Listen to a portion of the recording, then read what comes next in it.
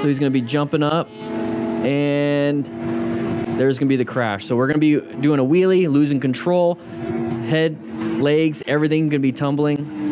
So when it comes to injuries, what are we going to do here? What are we going to do? You see how far the bike slid? Good job. Remain calm, ensure your own safety. See if we can stop any major bleeds. Rider's alive and recovering, but thankfully no life-threatening injuries. Show him some love. Yo, it's Bert too. Okay, I guess we went straight to the bike. We're going to turn off the bike. We're not really going to focus heavily on the rider, but the rider ate it pretty bad. Oh, whoa. Uncommon thing in a comment. Drunk. Got to be a drunk driver. Got to. Ooh, good swerve. Got himself out of there. Pretty high risk. This is not the driver jumping out. It is a passenger jumping out. Kind of random. Why we opened the doors, I don't know. And jumping out, looking back at us while the car's still moving.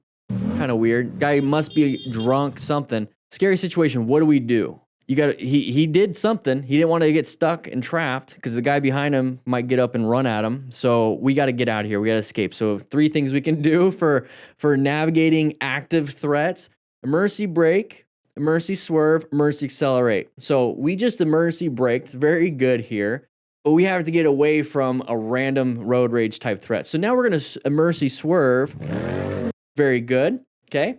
Now we're going to emergency accelerate with that swerve to get ourselves out of here, but we have a parked vehicle. So good job on this rider. It's relatively slow speed into like a higher speed thing. So he did good here. Sees this. We got to move out of the way. Accelerate it out. Thankfully did not hit the parked car because it could have been pretty bad. It could be a moto jacking type thing. Yeah, that's pretty scary. And now we're going to accelerate out of here. So he's now relatively safe when it comes to the vehicle. Still be catching up to you. Kind of scary there. But we're going to get ourselves out of here. Now, once you get yourself out of there, try to calm yourself down because look how crazy we're riding right here. That's going to be the thing that's going to now be the new active threat. Our riding ability is going to be the active threat because we're going too fast, very scared, panicky. So a good idea here is to be able to pull off somewhere, type in your phone for directions to the nearest police station, or find a place that is relatively safe. Don't go straight home because if they're following you, they know where you live. Try to get yourself into get to a police station and park it there for a little bit and calm yourself down, and then go home. All right, almost missed the exit. Oh, slam that rear brake. If you're gonna miss the exit, go to the next exit. Just go to the next exit. It's not worth it. Right here, just do a U-turn. Just like that rider was doing. So this person's supposed to go down this exit, right? You're like, oh, I must go. I'm going too fast. I saw it too late. Not focused on the ride. Slam that rear tire. This is what a rear tire or a rear brake looks like when you slam it too hard and lock it up. So what do we do? What were we taught when we took our class, or if you've been watching this channel for long enough? If you lock up that rear tire, what do you do? So you're pressing too hard on your right foot. What do? You release it. You release it. Let it grab traction again and roll, and then gently apply progressive brake pressure to make it slow down. But if we're going too fast, we're running out of total stopping distance. At this point, you're like, I'm not going to make it if I do that. I must slam it. Go ahead and swerve back into your lane, and then go to the next exit. You don't have to get to that one. There's one up there. Just do a nice little U-turn, practice your U-turns. Guys, if you don't know how to practice your U-turns, go to a parking lot, get the Smart Rider motorcycle training drills, and practice 24 drills that are basically U-turns. And it comes with a digital version for your phone, so you can have it right on your phone. Check it out. Links in the description. If you're watching this live, it's 20% off. It's 10% off with the link in the description. All right, here we go. Souza 91. Going around a corner, nice and easy, trying to catch up to our buddies. Ooh, once again. Okay, gravel on blind corner is a biker's worst nightmare. MotoStars, I think we're putting in some random stuff here, because if there was gravel on the corner, we would see the other riders having issues with the gravel on the corner. It looks an awful lot like we're trying to catch up to our friends, and we went into the corner a little bit faster than we anticipated, and we panicked and went straight. That's really what it looks like. So we're coming up to here trying to catch up to our friends, when you could just be talking to each other on your Cardo Pack Talk edges. There's a link in the description for a discount on that. And just say, hey, nothing. You don't even have to say anything. Hey, I'll catch up to you or whatever. Or they can say, hey, are you good, Jeffrey? Are you good? And so, yeah. You guys keep doing your thing. I'll do my thing. So we're coming up to here. Started turning. got a little panic because we're going a little too fast in the corner. Now we see the car. It's a little scary. We straightened it up. Started applying the brakes. Now we're panicked. We could have used our target fixation on the exit, but we now started panicking and target fixated on the problem. So then we started going towards the problem. So if you ever get into this situation where like, you have that feeling, don't look at the problem. You have to get out of it. Look, I need to go towards this way. Turn. I need to do that. Don't panic. Look towards the solution. Use your target fixation as a tool, not as a hindrance. There was no gravel. Oh, riding around. Yeah, wheelie time. We're gonna have some fun. We're gonna dump the bike. Okay. Sliding all over the ground. Oh, did you guys see that on his arm? Let's take a look. Look at that. Look how, just that simple crash. Look at the crash. Right arm sliding. That's it. Look how much it did to the armor, into the jacket. Look at that. Now imagine if you didn't have a jacket, what your arm would look like. You see what I mean? So as smart riders, we acquire and use personal protective equipment so we don't have this issue on our arm. Wear gear. You never know. Very common situation. Tyler's ZX6R, side of the vehicle right there, intersection. Okay, now we're getting through it. No longer a threat. We're going to have a corner. We have an intersection right here. So we have multiple different threats. We're going to slow it down, get used to it. Very good. Tyler, good job, dude. Go ahead and take a seat. Grab yourself a nice little donut. Enjoy yourself. You get some kudos here. So what happened here, guys? What happened? What do you think happened? He was paying attention, right? So we're coming up to here. What I was describing leading up to it is the plan method. Okay, so we're positioned for safety, great position. We're locating hazardous situations. We have intersections and we have corners, main issues for motorcycle riders. So we see the side of the vehicle. You see that right there? This is a pattern that will help you see the intersection. It's very hard to see the road. You see how it's like almost hard to see the road, but you can see the vehicle there. That's going to indicate that it is an intersection. So when it comes to planning a ride, we located that. Now, why are intersections hazardous for motorcycle riders? Usually cars coming out, and we see that at the very end, but usually cars coming out. So is it a relevant threat? Bring it back up. Is that a relevant threat, this vehicle right here? It is. It's a relevant threat, but it's not an active one. It's only an active one when it starts to come out. So when we're coming up to this intersection, what do we do to help us be prepared if it becomes an active threat? So we're coming up to the intersection. We see the side of the vehicle. We know that this is a possible problem for us. It's a relevant threat. If it becomes an active threat, what do I do? And this is the line of thinking I want you guys to have. What do I do? I see it ahead of me. What do I do if it comes out? I can swerve, I can emergency brake, and I can go ahead and emergency acceleration if I need to. So emergency braking, how is your braking going to be better? It's going to be better if you do progressive braking, but also if you're not speeding and you're not going super fast. So I see the side of the vehicle right here. I'm going to not slow it down, but I'm also not going to speed up. I'm going to cover my front brake and remove the perception and reaction time. I just perceived it here. I'm going to remove my reaction time by covering the brake, and all I have to do now is brake. If it comes out, all I have to do is brake. If it comes out, all I have to do is brake. Now, that's one thing for my 3 things that I can do. Now, let's say I can't brake. Where's my escape path? I'm going to find my escape path right here. Not much. Can't really swerve out into oncoming traffic, but I can go ahead and move all the way over to my line if I needed to and accelerate. So now that's 2 things that we can apply. So you see how it's all coming in? It's a lot of thinking. It's a lot of doing. It's a lot of figuring it out when you first start riding. But the more you practice, it becomes instinctual. So if you're in the chat right now, write in the comments, does this come naturally to you now after you've practiced it a couple dozen times? That's the point. Okay, I want you to understand that's the point. You got to practice. That's what we're doing here, practicing. For some reason faced. Okay, cool. So now we get past it. What is our new hazardous situation?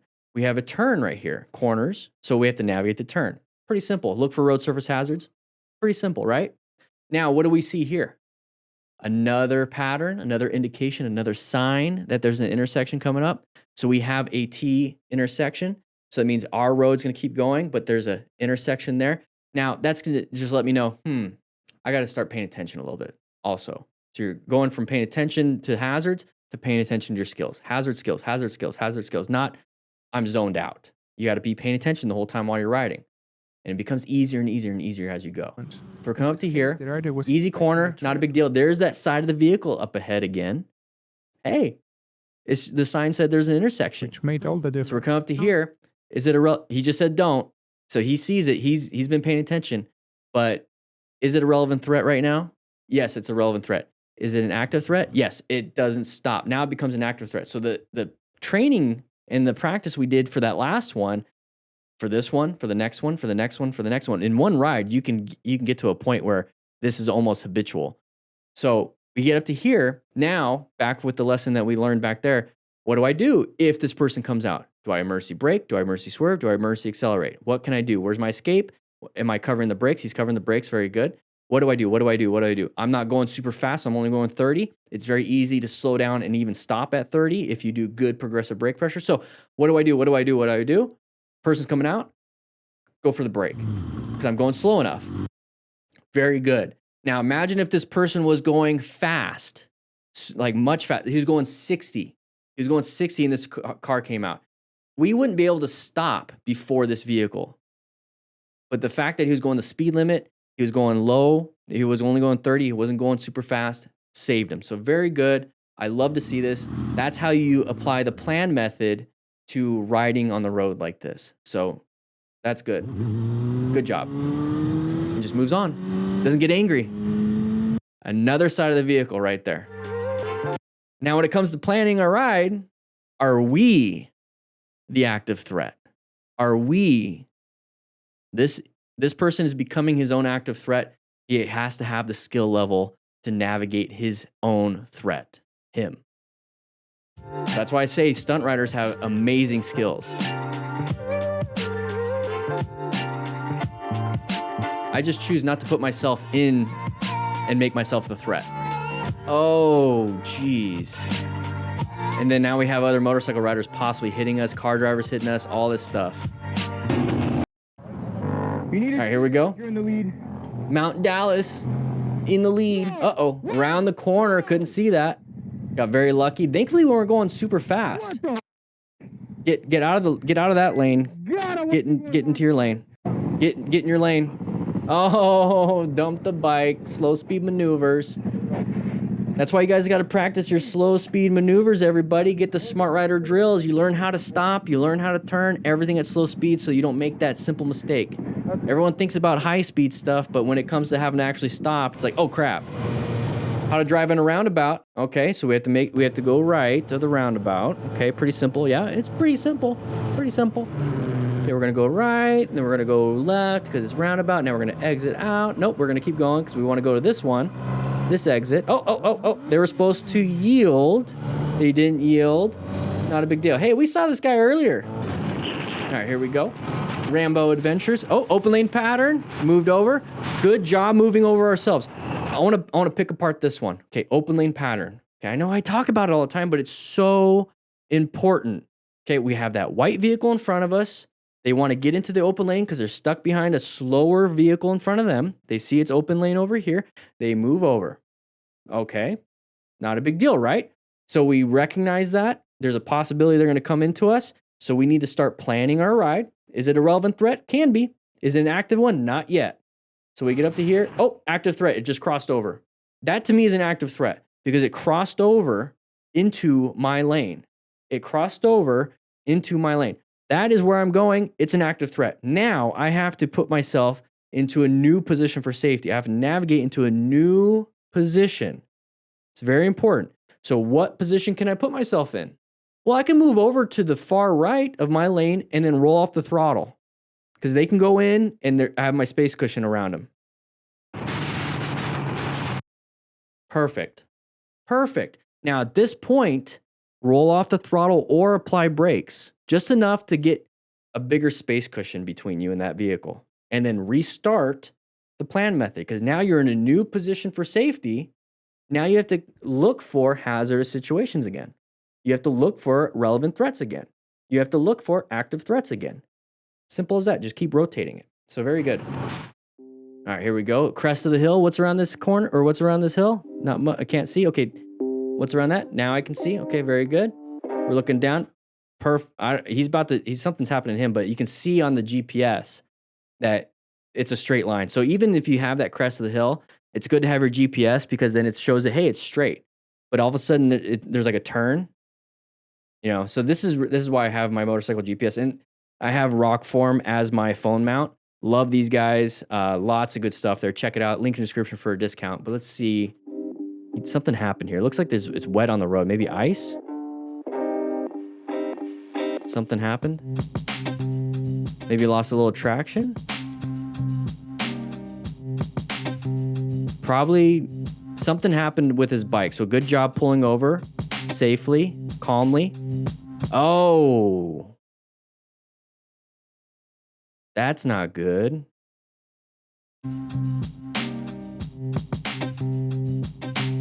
Very lucky he didn't come up and lacerate his leg because you're just wearing regular jeans, dude. Even with motorcycle pants, it could... Oh, and it even caught on his side stand. All right, nice little staggered position. Open lane pattern from behind us. Vehicles want to move over. Hopefully this guy doesn't want to move over into us. Okay. So he's in the fast lane. Whoa, cut us off. Whoa, dude. D-bag move. Yeah. Terrible drivers out there. Telling you that. Now, you can choose at this point. This is a great road rage lesson here. You can choose at this point to get extremely pissed off because now you're in a fight or flight moment because it like brought your adrenaline up, right? You can choose to go into road rage. You can choose to lean into that anger. You can choose to lean into that rage, road rage. You can lean into it. Or you can make another choice. Hey, we're all safe. That was a stupid guy. That was a stupid driver. We're all safe. What can we learn from this? Let's go ahead and calm ourselves down so we don't escalate our position for danger. Or you can lean into rage. That's your choice. That is the same thing for any situation you ever have in your life. Your girlfriend pisses you off, right? I'm going to lean into getting defensive and getting rage, or let's go ahead and have a respectful conflict and resolution. Let's go ahead and let's establish boundaries. Let's go ahead and do this. Let's figure this out. Was it a betrayal? You process, journal, talk to somebody that you trust, whatever it is, get over it, and then come to the situation without that emotion attached to it. Same thing with this. I'm going to tell you right now, it's incredibly hard to do any of that. Incredibly hard. But we're kind of diving a little bit in here. Probably cut this out. But for YouTube members and for Smart Rider crew, hopefully you guys are watching this. It's incredibly hard to do that process. To manage your emotions instead of going into rage or fear or any of that stuff, and to go in with a calm mind because you processed it. It's incredibly hard and you're going to fail a lot.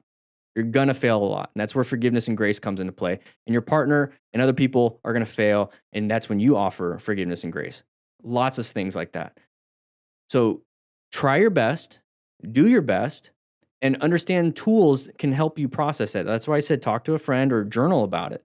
If you can journal about it, you're writing all the emotions onto paper. Now you can read your emotions on paper and be like, that's not who I want to be. I need to live to my principles. I need to live to the morals that I have. I want to be a good person. This doesn't sound like a good person right now on this paper. It does not sound like a good person on this paper. That's not who I want to be. So I will not act like that. I need to figure out a way to set a boundary or still defend myself, but without harming somebody to defend myself. So it's really difficult to do. And that's why you don't act immediately. It's why you process and you take some time. You might have to go for a walk. You might have to do something. You might have to do whatever. With motorcycle riding, you might have to pull off on the side of the road and calm yourself down or whatever it is. But it's tough. I get that. All right, let's watch this one. Oh, hands up. Rider went down. How do we rescue somebody that went down? How do we rescue? Okay. So make sure somebody calls 911. Make sure somebody calls 911. Who's calling? Perfect. Someone call.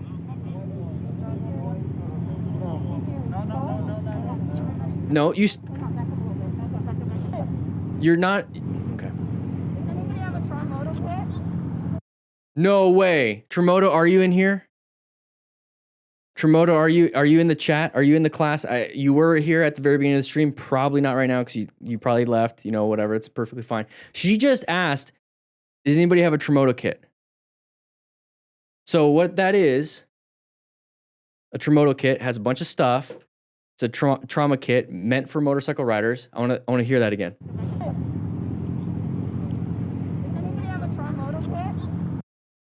There it is. So the reason why, let's see, there's a little bit of red on the arm, so maybe there's a laceration. Oh.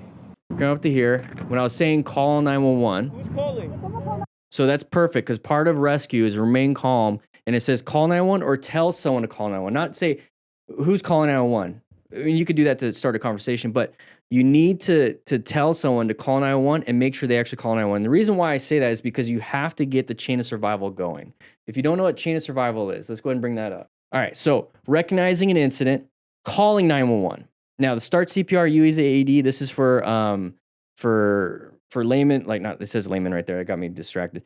But this is for like any situation, kind of like we were talking about perception, reaction, and braking distance for total stopping distance. This is perception, response right here, call 911. And then this is what you need to do. Like it could be apply a tourniquet. It could be apply, you know, whatever, do whatever. But CPR, this is for CPR. But the main one is getting EMS response and hospital care.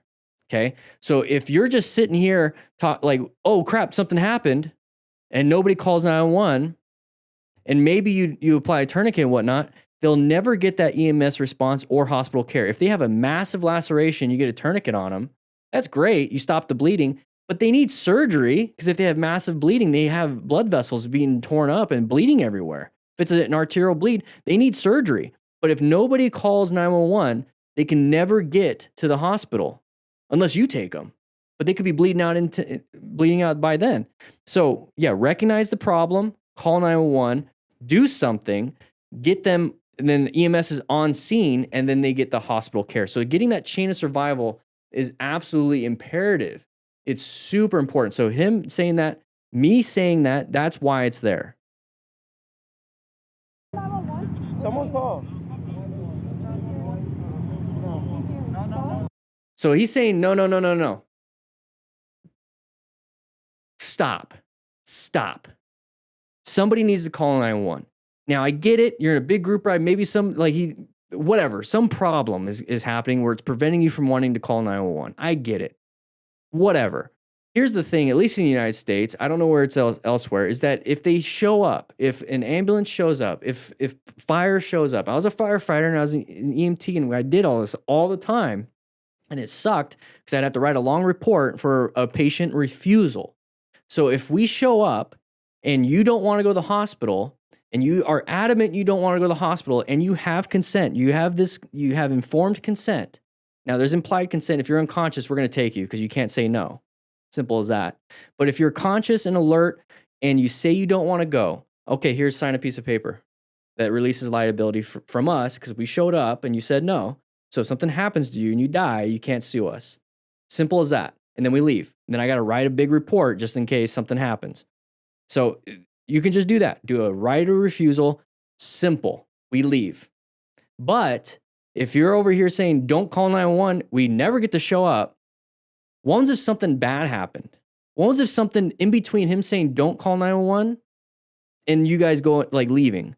He starts going unconscious. He starts having shock-like symptoms. Maybe he has a head injury symptom that's getting worse. Maybe he stops breathing, whatever. Well, nobody called 911. We can't get there. Now you guys are calling 911. Now we're still 5 to 8 minutes away when you could have called 5 to 8 minutes ago and we would have been on scene when he stopped breathing. And then we could have solved the problem. So make sure you call 911 and you can always cancel us when we're on scene.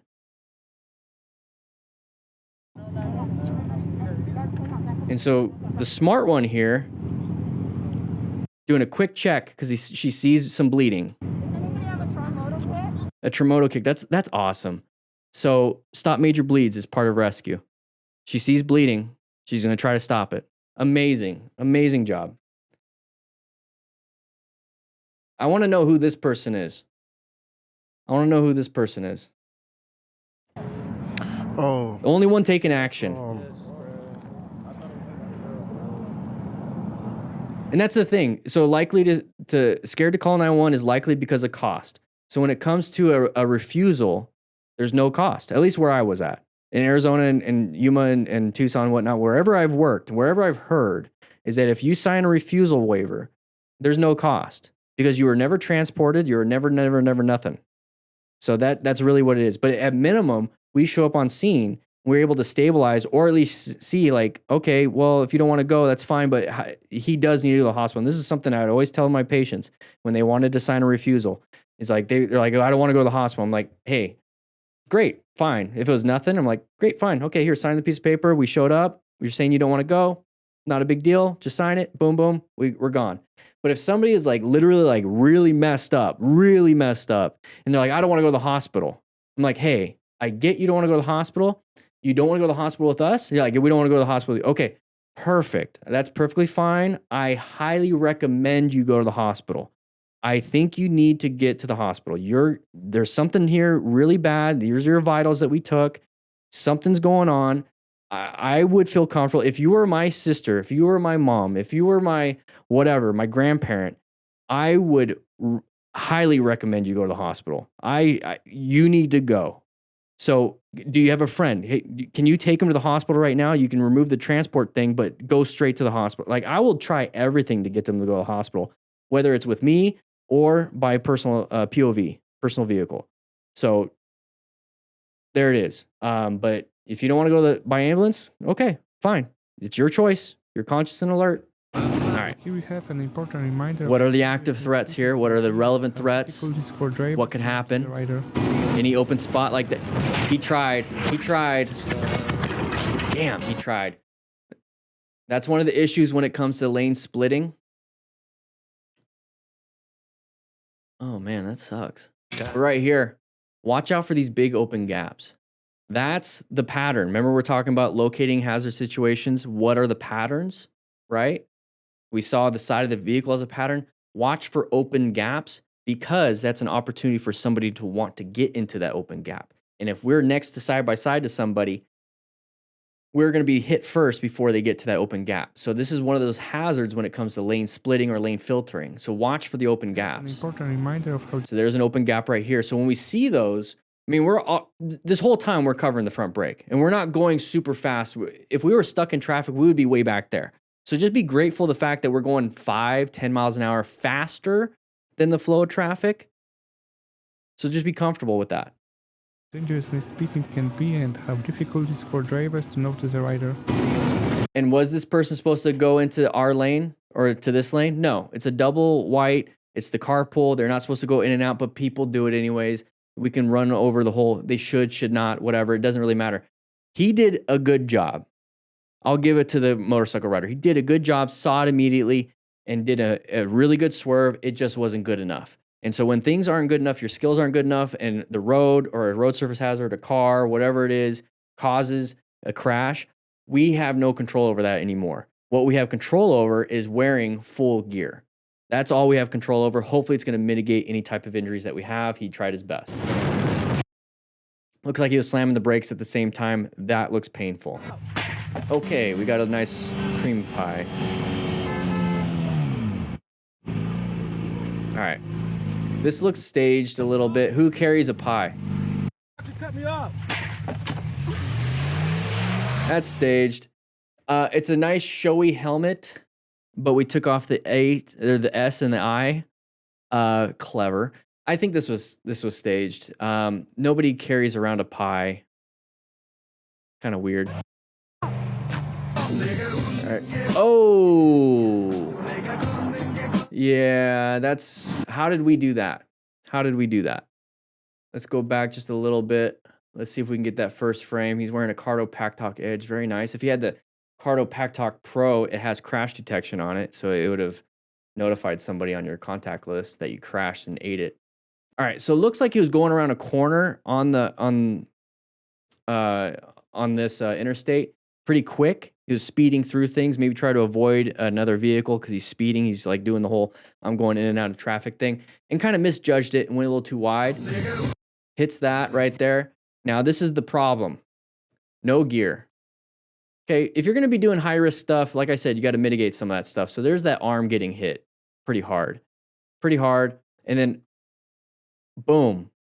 That right there is why you wear a helmet, everybody. Please wear a helmet. Get yourself a helmet at minimum. So yeah, he's going to have road rash. He's going to have injuries to the arms and everything. Hopefully it's not going to be life-threatening. But if he did not have a helmet, that's a caved-in skull right there. That skull is not good.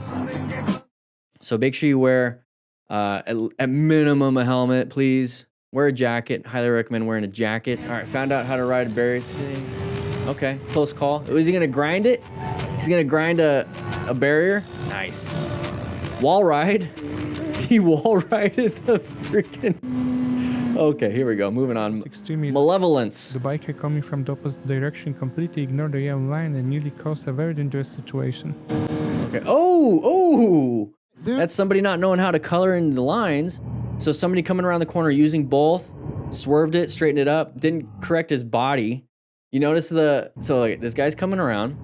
He has to use both lanes because he's doing the outside, inside, outside thing that you guys all like to, I say you guys, I'm talking to everyone not here in the classroom. You guys are all smart riders. I get it, have a donut. But everyone else on the road, I need to go inside, outside, or outside, inside, outside. See, I don't even care. I don't even know. So what I like to do is middle. Be in the middle. Because we're over here on the left. Somebody comes over. It could be a car. But if we're in the middle, we have a space cushion from when they come over. Let's say they came over right here. That's their tire. And we're over here. All we have to do is quick little adjustment back in. That's simple. Very easy. But people like to do this stuff. And we're over here on the left because we're going to go outside, right, of our lane to the inside when we hit the apex. And then we go outside when we exit. This guy literally used both lanes to do that. Pretty scary, pretty dumb. And then you see him straighten up the bike, but he never changes his body positioning. He's still leaning to the left for him, and he straightens the bike up. It's not going to do much. He's pushing the bike, but still doing this. If you're going to do a swerve, lean into the swerve. Not do that. Now, that's a panic, right? Anybody here play video games? And they're like, oh, doing this, but the controller's still there. Oh man, it doesn't do anything because your thumbs are the ones controlling it, right? So just do this. Don't get all animated. I don't know. Got very lucky. All right, parking lots. There's another vehicle there. Watch out. Good swerve. Got himself out of it. But here's the thing, is that you're in a parking lot. Don't be passing other vehicles. Don't pass other vehicles in the parking lot. You don't know if they're going to go into a parking space. You don't know if they're coming out. They're all making decisions. People in a parking lot are making decisions outside of just driving normally. They're looking at the parking lot. They're looking where they need to go. They're looking at this. They're not looking for other drivers because there's an understanding in a parking lot. Nobody's passing each other. Nobody's acting nutty. Everyone's just kind of taking their turns getting into the parking lots. So over here, we're passing somebody. Okay? But good job on the swerve.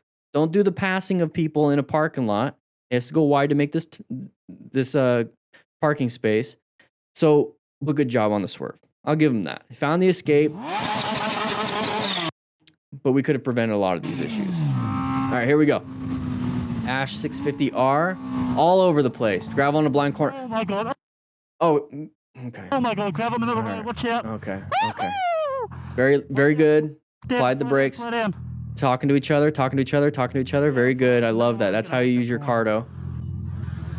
So we're coming around this corner, recognizes a gravel patch. Now, the panic of, oh, I see gravel, causes him to, I'm now going to straighten it up and apply the brakes and try to stop. Okay. So remember, there's three things. He did fine here. He did great. There's three things we can do: a mercy brake, mercy swerve, mercy accelerate. Now, in this situation, it's a blind corner. I don't want to brake and go straight into the other lane, right? I don't want to do that. I want to navigate this active threat, this gravel. It's a road surface hazard. I want to swerve around it and swerve back into my lane. I don't want to go off-road to solve my problem of gravel on the road. I want to stay on the road. Remember, the end goal always is to stay on the road and not crash. So if we can stay on the road and then swerve back, that's what we should be doing. So a panic, usually when people panic on the bikes or in the cars or anything like that, brakes. Brakes, brakes, brakes, brakes. We're on a motorcycle, even in a car.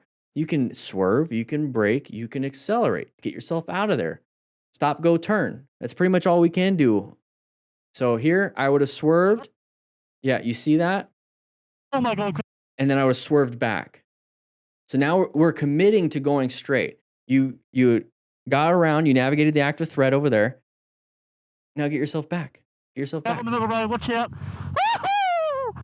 But good job on him for explaining to the people behind him. That's exactly what I'm talking about when it comes to the cardos. Guys, grab yourself a cardo, talk to your buddies. If you're in the lead, that helps out everybody. It's like, oh, there's a corner with some gravel.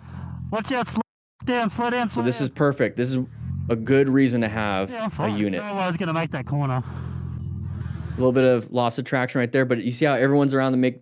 Why was everyone able to make the corner?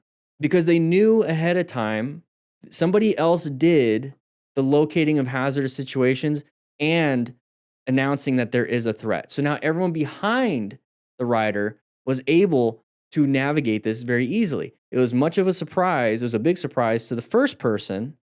But you see how perception, understanding, seeing, knowing allows you to get around things?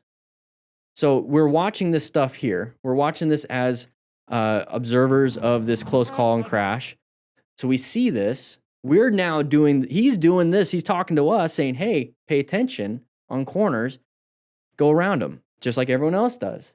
And that's what I'm trying to explain to you guys is like, I'm showing you guys these situations, these hazards, so that if you ever come up on it, what do you do? Fine. There's no way I was going to make that corner. So good job. All right, rain riding, yeah, he was going fast. Another important reminder. Sliding all over the we're place. Slowing down a bit in such difficult road conditions. It ripped his jeans. You see on his knee? His knee probably hurts a little bit. Now, MotoStars and maybe even the people that submit these videos, they tend to cut out the context beforehand. They cut out the context beforehand. Let's take a look. We're right here. So what are we doing?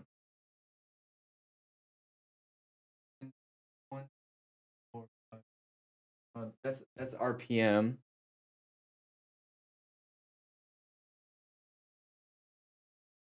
It looks like 56. Like we're doing 56. I don't know if this is a 56 mile an hour turn that we should be doing this on. It's also rain, so we have traction issues. You see how he's going a little too fast and now he's slamming the rear brakes, the rear tire's sliding out? Okay, pretty scary. Just kept it going though. Another important reminder of how it's Slow it down, guys. All right, we have a crested hill. What's on the other side? Don't know, don't know. Now we know. Very good, very simple. We have a sharp left turn coming up. You see the sign right there. Okay, so we're gonna go ahead and hopefully make it through this corner. We have a sharp left, sharp left, sharp left, sharp left, sharp left. Oh, lost a little traction. We're off-road and down into the water. Oh, he's standing up. That's good. We remain calm. Sure on safety first. Hopefully he's doing fine. It's a big drop. All right, he's doing good. Oh, getting reversed on. That's why I don't like parking right behind people. I like to park off on the sides. What do we have? Intersection, side of the vehicle, nice little swerve. Swerve out of the way. Swerve out of the way. But watch out, there's a car in front of this car. Slow it down. Okay, motorcycle crash. DMV Motomi. Oh, here we go. Somebody's on the ground. Don't know why. Bigfoot spotted. All right, so he crashed. All right. What was that? What was this right here? What was this? Let's go back. Let's take a look. Let's talk about the pattern here. He's doing a head check. Okay, very good. We're going backwards. Okay, start off with a head check looking at mattress firm. Open lane pattern, right? Lethal Moto. This is an open lane pattern. So we typically see car drivers do this to us. We saw it with the lane splitting thing where a car driver switched over into the open spot. We're doing the same thing. We're stuck behind this vehicle. We just did a head check. We're stuck behind this vehicle. Now we're going to switch to the open lane because we don't want to be stuck behind this vehicle. This is right here. This view is what car drivers do. They tend to not do the head check. They tend not to look into their blind spot. They switch into open lane. So if you see a long stack of cars and you're in the open lane, Just anticipate somebody's gonna come out in front of you. We just did that. There's a side of the vehicle right there. Slowing it down, very good. Very good. Good job with the brakes. Good job with the brakes. All right, here we go. Good job. You notice how in this position we can see ahead of the vehicle. This is why I like being off to the sides. Nice and easy around this corner. Nice and easy. Nice and easy. Very good. Do we want to go in the open lane now? That car wanted to. Oh. He accelerated. Good job seeing that stuff and moved over. Idaho Falls. There we go. Good job.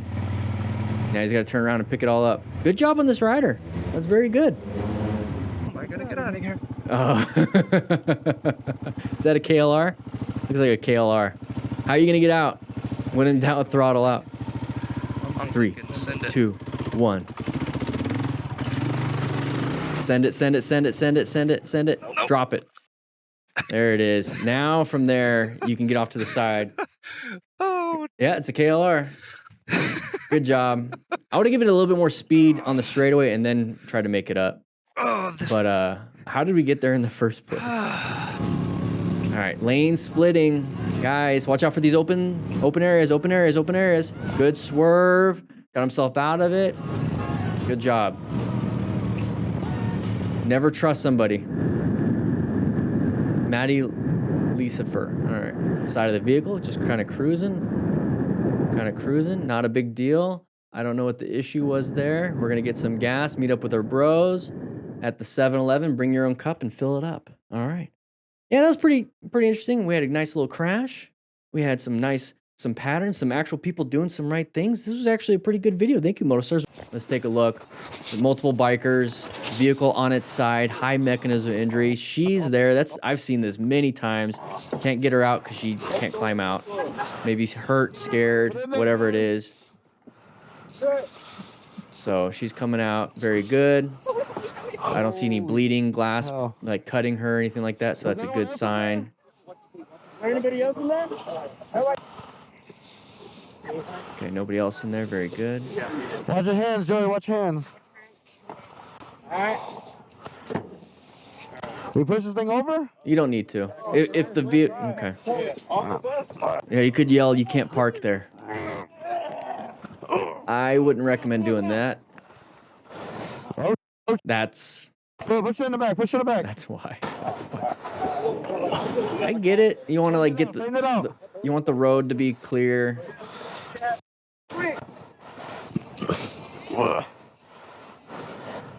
Okay, very good. Let's see. Is there any more? Okay. All right. There it is. College driver. Are you good? I see you, hero. Give me some dad, Joey. Give me some. There's the other vehicle. There's the other vehicle that hit them.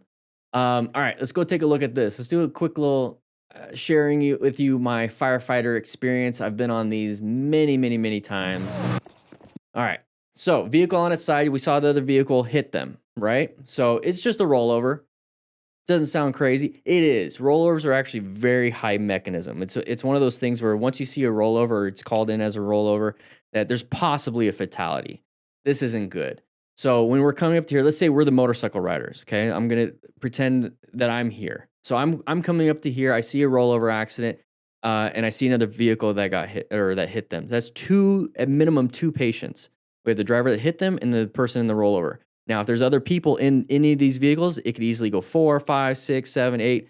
We have multiple patients. At that point, we have to start doing triage. But my main focus here is who's the first person I should be trying to rescue, or the one that's the most immediately hurt, or like the worst hurt. It's gonna be the person in the rollover. So I'm gonna do a quick check on the rollover. I'm gonna have somebody else go do a quick check on the other person. Give me some information on what the other person is. They're like, they're talking, they're fine. They say they don't need anything. Great, cool. I'm gonna ignore them for now. I'm gonna focus on the rollover. Then after I deal with the rollover, I'm gonna go to them, the other person. So I'm coming up to here, cool. She's in there. She's sitting. She looks fine. She's not bleeding anywhere. More than likely had the seatbelt on, took it off. Okay, very cool. Now, how do we get her out? I don't want to break the glass. We're gonna get shards of glass all over me, all over her, all this stuff. I gotta see if she's able to get out of the vehicle, self-extricate at minimum. There's nowhere else. I don't have any tools. I can't break anything. I can't cut anything. We're kind of stuck here. But Cool, she's there. At this point, I'm gonna look through the glass and see if there's anybody else. Also, I'm gonna do a quick look. Nobody in the back seat. Very cool. I see her. Cool. We have one patient. Very nice. So good job on the rider for jumping up top. But here's one of the things that vehicles like this are very unstable.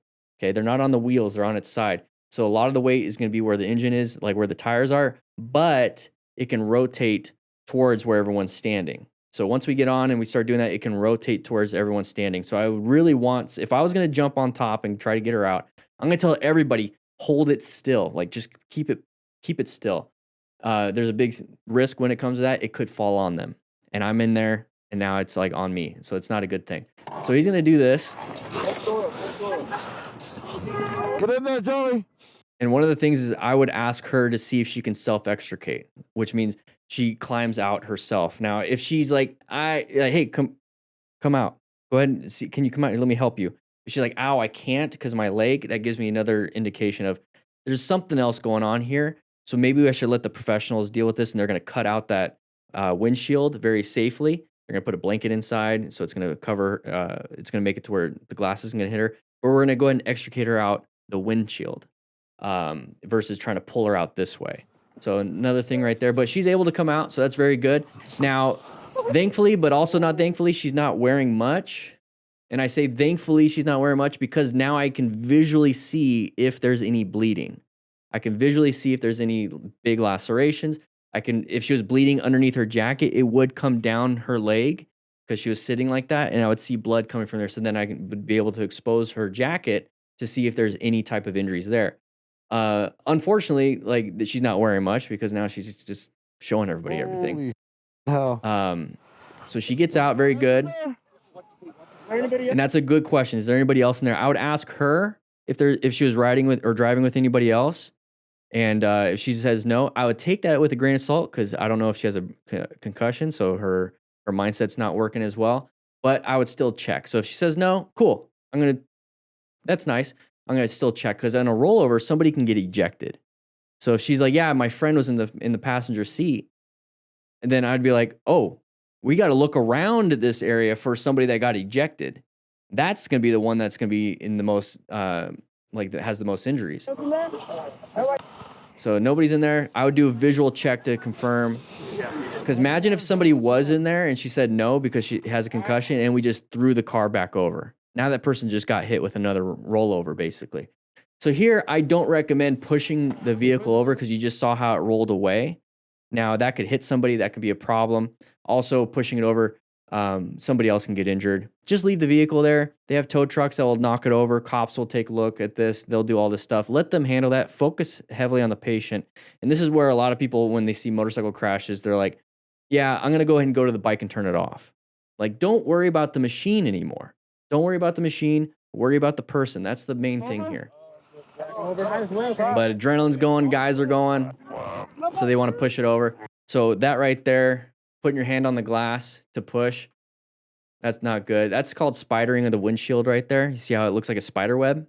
Now, it's either the head hitting, which this is a passenger side, so probably not. It's probably the airbag that hit the windshield and broke the windshield. That's how powerful these airbags are. So she probably has some types of injuries. I don't know if her airbag went off. Maybe that's passenger side. Yeah, the side airbag went off. Very good. So now it starts to roll. So as firefighters, when we do that stuff, we chalk the wheels. We make sure we have some cribbing and everything. There's a nice little soccer cone there. So yeah, overall, she seems to be doing fine. A little bit shaken up. No injuries. She's very, very lucky. Concerned about her phone and possibly, calling somebody. But there's the other vehicle that hit them. Has anybody checked on this person?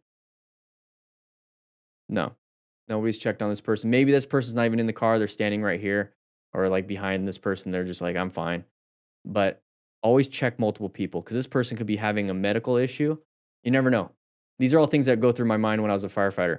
Is like, why did this person crash into the other person? Was it just a failure to negotiate a turn and hit another car or whatever it was? Or depending on if elderly, did they have a heart attack? Did they have a diabetic episode?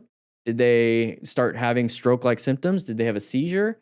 Did they something. What happened? Was it a medical issue that caused the crash? So then that's my focus too, is like, let's see what happened. Let's go ahead and do a medical assessment. Let's go ahead and do all that stuff. Because we could be focusing on the rollover, but we have somebody that we could also help over there with CPR or something like that if they do collapse. So we have to have somebody Give me monitoring some them. dab. I see you. Whoever joins, I want my brother to come along, man. Okay, there's the Vista point. Very good. But ooh, Pay attention. Ooh. Ooh. How many flips or rolls did he do? Write in the comments. Yo, run that again. Turned into a high side. That, we're chatting, we're talking, we're not paying attention to our ride. We have a turn coming up, very simple, easy turn, very easy turn. This is something that you can easily do. So remember when I talk about, this corner is easy. Everyone's like, oh, that's corner easy. Why did he crash? Why did he crash? So that's so easy. I could make that corner. You can have the skill set to make these corners. And this is a very beginner corner, so you don't have to have a massive skill set. But it doesn't matter how high your skill is if you're not paying attention. Locating hazard situations, corners, okay, because they turn on you. If you don't turn, you have to use a skill of turning. So you're gonna have to navigate that. Treat it like it's a real thing. You have to be focused and paying attention to your ride. whoever If you're joins, not, brother to come along. you're gonna go off road just a little bit, But like that. Now, we weren't focused because what were we doing? We were making content. So a lot of I'm literally on YouTube right now. So hi, everybody that's watching YouTube and possibly Instagram or whatever. People see this and they're like, I want to do it. I want to film. I want to record. Now I need to get a bike. So they get the camera first, then they get the bike. They don't get the skills. They only get the necessary skills to allow them to record the content versus I'm riding a motorcycle. I need to get really good skills on the motorcycle so I don't die. And the content, the video is just going to record and document what I'm doing. A lot of people here are creating things versus documenting their things. Just document your life. Don't try to create new exciting things and then post it on Instagram or YouTube because we're trying to make something cool. So we're speeding, we're talking, we're creating a motovlog, all this stuff. We're not thinking about our skill set. We're not thinking about the road. We're thinking about creating. Just ride. Just ride. Enjoy it. If you have something interesting to talk about, just talk like it's in the background versus the main thing. So right here, we went a little bit too fast in the corner, very easy corner. We lost traction right here. There's the rear tire sliding out from underneath us. And it's going to be a low side until it's a high side. We got flipped over. Not very good. You notice how much energy was applied that he was able to basically be vertical, put his foot out. He puts his foot out first. There's his foot right there.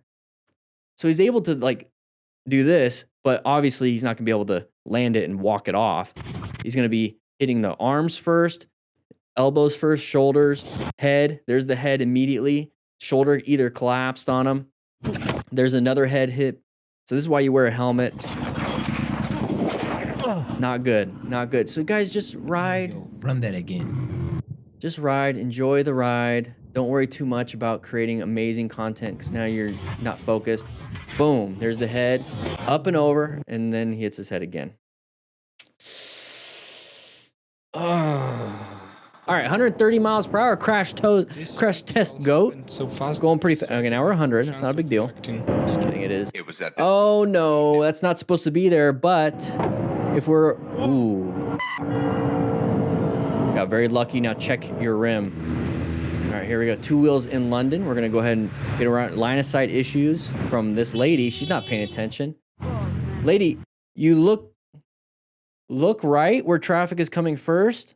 And then you look left, okay?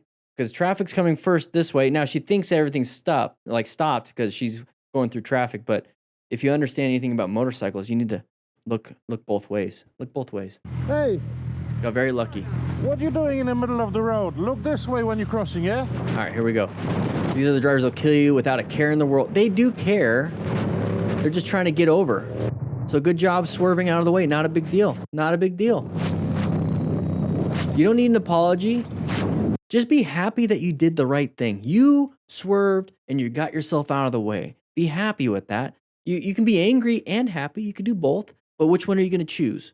Which one are you going to choose? Be a little angry at first. then be happy about it. Be happy that you did the right thing. You got yourself out of it. Whoa. Okay, we stopped. Good. Lots of traffic. How are we going to do a turn to the left? I think that's what he's trying to do. Oh. Ooh. See how it like stopped? So remember, we have 3 things we can do here. We have a mercy swerve, mercy accelerate, mercy brake. Those are 3 things. 3 things we can do on a motorcycle. That's it. Brake, swerve, accelerate. That's it. Those are the tools that you have. Rev bombing, honking the horn, none of that stuff works. Right here, we have somebody wanting to come out when we want to go out. He rolled off the gas, he rolled off the throttle, applied some brakes. Those 3 things that we can do. We can mercy accelerate out of it. You have to pick and choose. All right, here we go. What do we got here? Kind of chill, cruising, having some fun with our friends. Intersection, anybody gonna come out in our lane? I don't know. Okay, now we're speeding up. We got past all the traffic. The front We beat the train. lost control of the bike by driving into a bump on the road. Also speeding pretty fast, filming with a potato.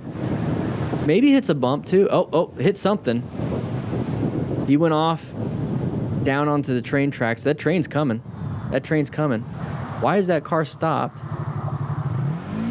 Did they hit something? Okay, we're pulling over. Maybe they're stopping to help. Okay, so remain calm, ensure your own safety. Very good. Because it's his problem, not yours. You're there to help. A little bit of urgency would be important here. But focus. There we go. Getting closer. What do we got? He's not getting up. That's not a good sign. So we're going to look for any major bleeds. That's what we're going to do. We're going to look for any major bleeds. Okay, he's trying to move a little bit, but he's probably in a lot of pain, maybe concussed. Not a good situation. So let's just not go super fast. Let's not try to go fast, and we're going to hit a bump. You can't see it. All right, cold road, tires. Okay, a little bit of a bump. Okay, so we have a bump. Okay, cold road and tires and unevenly repaired road. This type of stuff isn't necessarily a big problem all the time. There's always something else. There's always an issue. I don't want to use the word comorbidities because that's typically with the health of a human being, but there's multiple factors that typically lead to a crash. Now, these are 2 factors, right? But these 2 factors necessarily don't have the biggest contributing factor to a crash because we're going straight when we go over the bump. So a cold tire, not a big deal, going straight over over an uneven repaired road. The thing that we could also have is possibly suspension issues. We could have applied the brakes pretty hard going into the bump because we're wanting to turn. If we were turning with the bump, it could have been a bigger issue. So what else could be the problem here? So there's the bump. We're turning. Probably slowing down while turning and then hit the bump. So now you see how there's like 4, 5 different things that could be causing the issue. So whenever you see a bump, go over it gently and then make your turn. So there's different things that can cause the issue, but it's never usually just one. All right, here we go. Cruising, 87, not a big deal. Cop pulls up. We're getting in trouble. He's giving him a warning, slow it down. Cool cop. No, you take it for what it is. He told you to slow down. You sped back up. Oh, we're out on a corner. Hopefully nobody's going to go around this corner trying to act cool super fast and then low sides and hits all these motorcycle riders. Usually what happens. There it is. How do we rescue?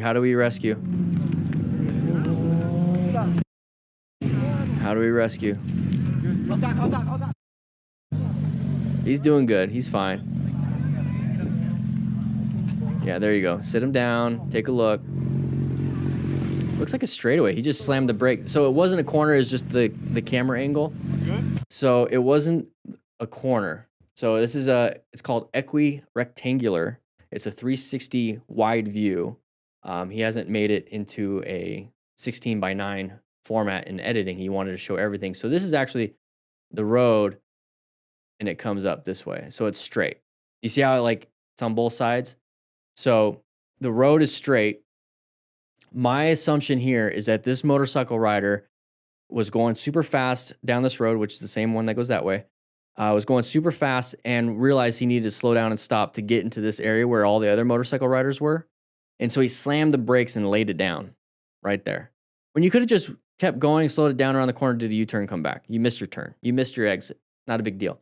But don't panic and slam the brakes. So this is a equirectangular view. So it's a little awkward. Not a big deal. Check for any major bleeds. He's wearing full gear, so you're probably not going to have any because it was more of an impact and slide. The major bleed stuff typically happens when you hit a car and something lacerates you. So now it's mainly the backside of the rescue card right here is that, does he have any head injury symptoms? What's going on? What's going on with him? Let's check him. Let's sit with him for about 10 to 15 minutes, see if he improves, see if there's any changes in his demeanor. The bike's good. The bike's good? Great. That's awesome, man. The bike's good. It's embarrassing, but that's the thing. Is like, it's embarrassing for the rider that just crashed in front of everyone, right? Thankfully, nobody here is shaming him for being an idiot. You're probably thinking it. It's like, what a dummy. Like, he crashed in a straightaway. Kind of dumb. But everyone is concerned about his health. I love that. I love that the motorcycle community here is just like, are you okay? And then trying to reassure him, it's like, the bike's fine. The bike's fine. Are you okay? I love that. I love that. The bike's good? Great. That's awesome, man. A little close. Make an unpleasant mistake. A little close. Hopefully nothing happens like that. Run over his foot. And we dump the bike. Not enough space cushion to do any evasive maneuvers because that person stopped. So they were just going too low of a gear, kind of started to stall. Did you guys notice that? A little too slow around the corner. Probably in like third or fourth, let's say fourth gear. And this is like a second gear turn. So it started chugging and then almost stalled on him. Like enough to make an unpleasant mistake. That's what a stall looks like mid corner. So this is why you downshift to make these corners, especially these sharper corners that are at a slower speed. And that's the whole point of the Smart Rider drills. We practice that. We basically do it in first or second gear, whatever you want. You can actually switch gears. You can shift in a second, if third, or if you'd want to try it. But it's all parking lot practice. It's all slow speed stuff, so you get an understanding of what your bike can do in what gear. And you're typically in first or second gear. If you want to try third gear, try it. But that right there is a good explanation on that. So you stall if you stall on the slow speed stuff. And then right here with the Smart Rider drills, you get a downloadable PDF that you can actually put it on your phone and start practicing your drills. You set up the cones once, you never have to change them. You just do the different drills. That would have helped there. Pretty simple turn, right? Nice little road with no centerline stripe, so be careful with anybody coming out in the lane. There's somebody turning left in front of you. Not a big deal. Good job with the braking. Handled it. Moving on. Handled it real well. All right, watch out. Lots of pedestrians. You don't have to go. You can let people go, and then you can accelerate out of it and go. You just keep modulating your speed. All right. You don't have to pass them. They're slowing down. Drive. There was pedestrians. Now they're like, what's going on? Yeah, they have a lane to go into, but yeah, somebody that's just not all there. You don't have to be saying stuff like this. Just let them go. Okay, here we go. Slicks 46. What's this in our lane? We're gonna move over to a new position for safety. Moved over into our escape. We're gonna get back in. Not a big deal. Good job. All right, here we go. Going around a blind corner. Oh, somebody's peeking out. Good job moving over to a new position for safety. All right, what do we got here? Nice little camera view. Turned to look for traffic. Thought it was clear. Okay. There's a lot of traffic coming. Looks like at the merge area, we're gonna have to get with the flow of traffic as quick as possible.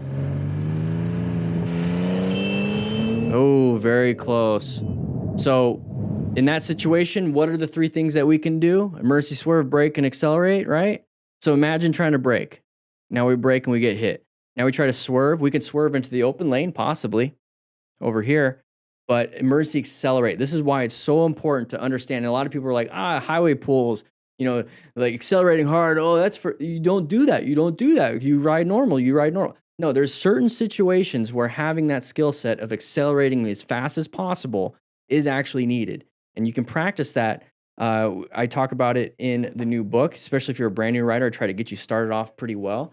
Okay, so we have the brand new book from absolutely nothing to getting to a parking lot practicing your motorcycle operator skills test. And in one of these chapters, when we're riding around the neighborhood, we practice the plan method. We practice emergency swerve, emergency acceleration, emergency braking, all that stuff. So guys, practice, practice, practice. You can practice in your neighborhood. Grab the book, links in the description for 10% off.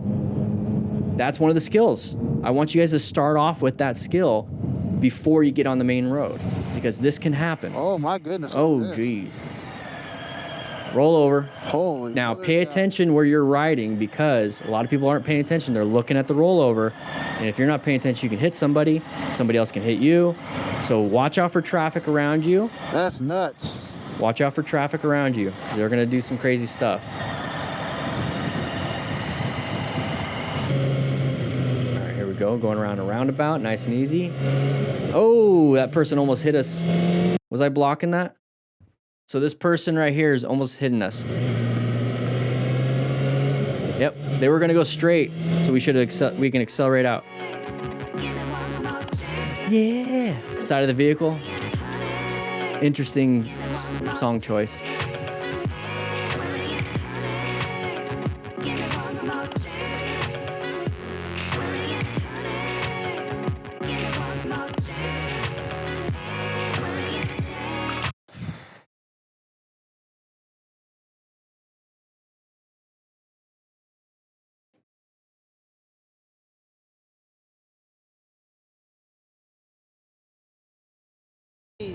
Here we go.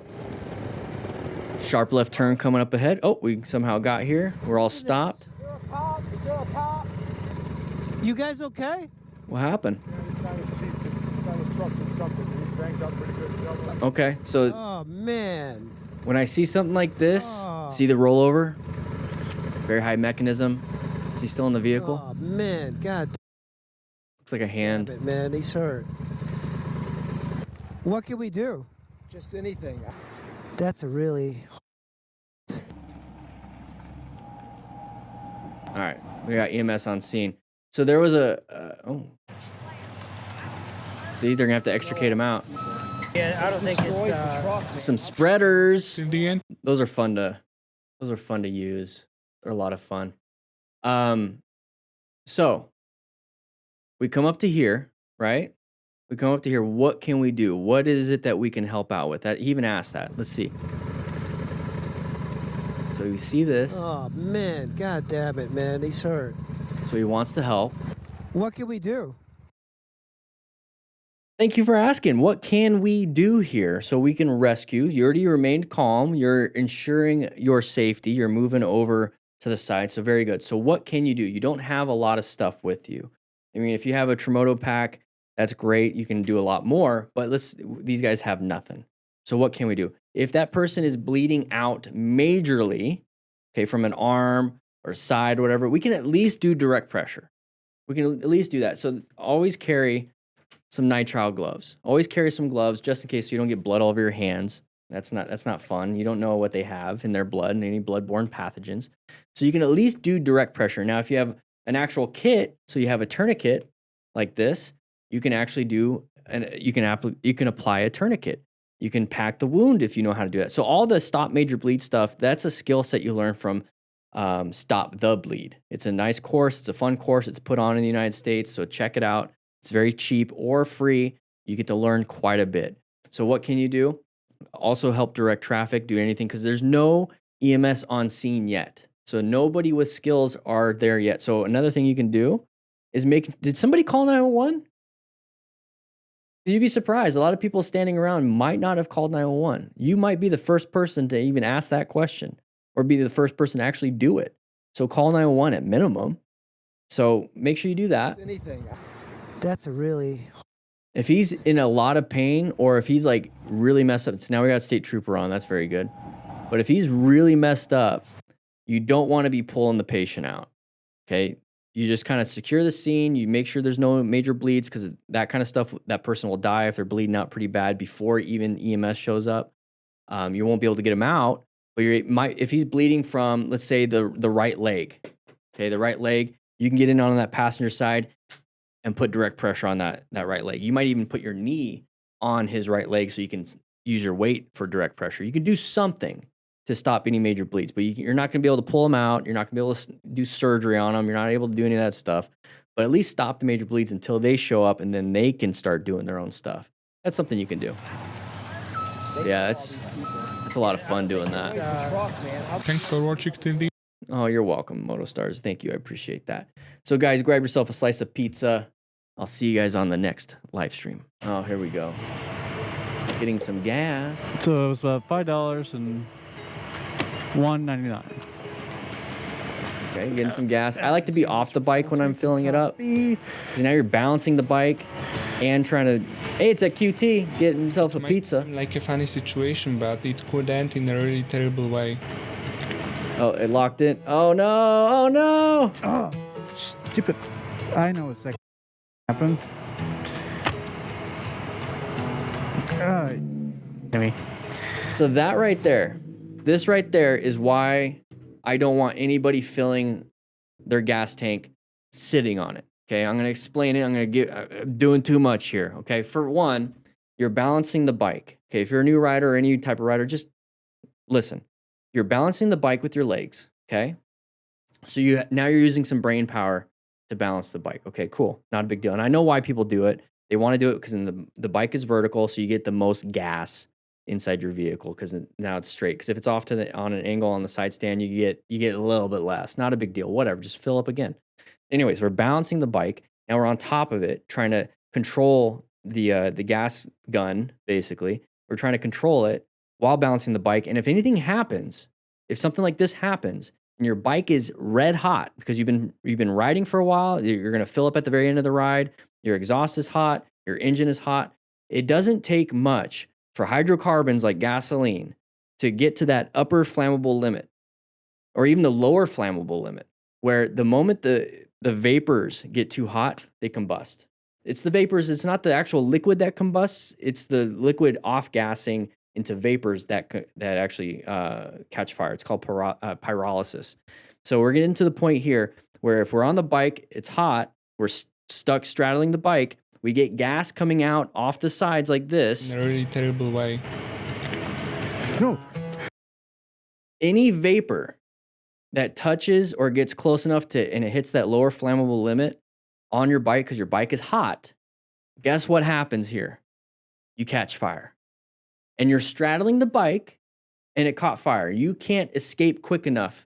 Now you have gas all over yourself, and now you're going to off gas. So gasoline, you're going to off gas, and you're going to have now flames all over you. So what should he do now? Wait till it evaporates and not turn it on? I mean, it's going to evaporate. It's going to do that, but I would try my best to wipe as much as possible. The bike's already hot. So turning it on is just going to maintain the heat. At this point, try your best to wash your bike as much as you can, or just kind of sit and eat a QT pizza and wait. I would wait a little bit. But we're going to have to clean this up. But what I want you guys to do, instead of sitting on your bike and pumping the gas that way, I want you to put your bike on its side stand off to the side, look in and control the nozzle with both hands, not just one, because you're trying to balance it when you're sitting on it. Control with one, and don't put it on the auto lock. Just go ahead and pump the gas, turn it off, look inside, see how full we are. Okay, a little bit more. Okay, a little bit more. Okay, a little bit more. Oh, we're good. Close it off, put it away. We're not on the bike because if something happens, we can run away. Oh, stupid. I know it's like. Now he's covered in gas. Jimmy. Bueno. The music. So, what happened is that as I was filming this, I was trying to get it to stop, but then this latch. So at this point, get off the bike. I would roll it into a parking spot, and I would tell the people in QT, hey, I spilled a lot of gas. That's where I'd go. Got stuck. Alright, I'm about full tank of gas. Yeah, you got a full tank. Okay, we're just gonna... My carbon fiber too, man. Alright, fine towel. Slippery. All right, so we're moving over to an open lane. That's why... Ooh, if that's all the damage that was happening, that's perfectly fine. I'd rather have just that than like, hey, look, I got a broken arm. There. So as soon as you see that, we're not even in the other lane yet. As soon as you see that, get back into your lane. Nice little mercy swerve. That's a locating a hazardous situation. That's an active threat. Let's get ourselves back into our lane. All right, here we go. Oh, open lane pattern. Somebody switched over into our lane. Not a big deal. We're gonna go ahead and switch over to the new open lane. We're gonna, oh, I was gonna say hit the mirror, but please don't do that. It's stupid to do that. Nice little GPS phone mount. Okay, get yourself a rock form. Link in the description for that. That's why we have to pay attention, everybody. That's why we have to pay attention. Why is everybody stopped? Why is everybody doing that? We don't know. Like, what are we doing? Is this a bus lane? Looks like a bus lane. So we're passing everybody. We're looking back. We're like, what? We weren't paying attention for that. So pay attention to what's in front of you. That's the biggest thing. And now we're in the bus lane, in the shoulder, panicking all over the place, having to stop. We kind of created that situation. You can't just pull over somewhere. Don't stay in the road, man. He can do whatever he wants. You need to be paying attention. It's not his job to keep you safe. It's your job to keep yourself safe. This guy pulled over for whatever reason he wanted to do it for, and you should have been paying attention. Simple as that.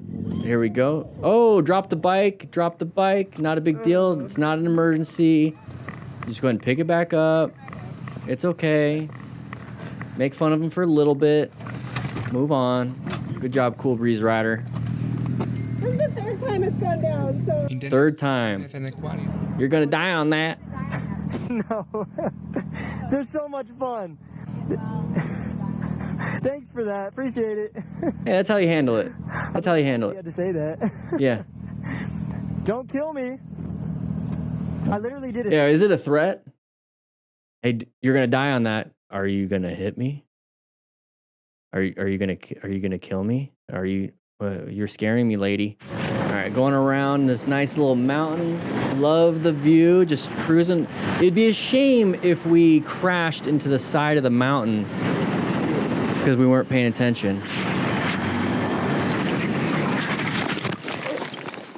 All right, here we go. Hospital flip. Oh! Passing people on the inside. Okay, whatever.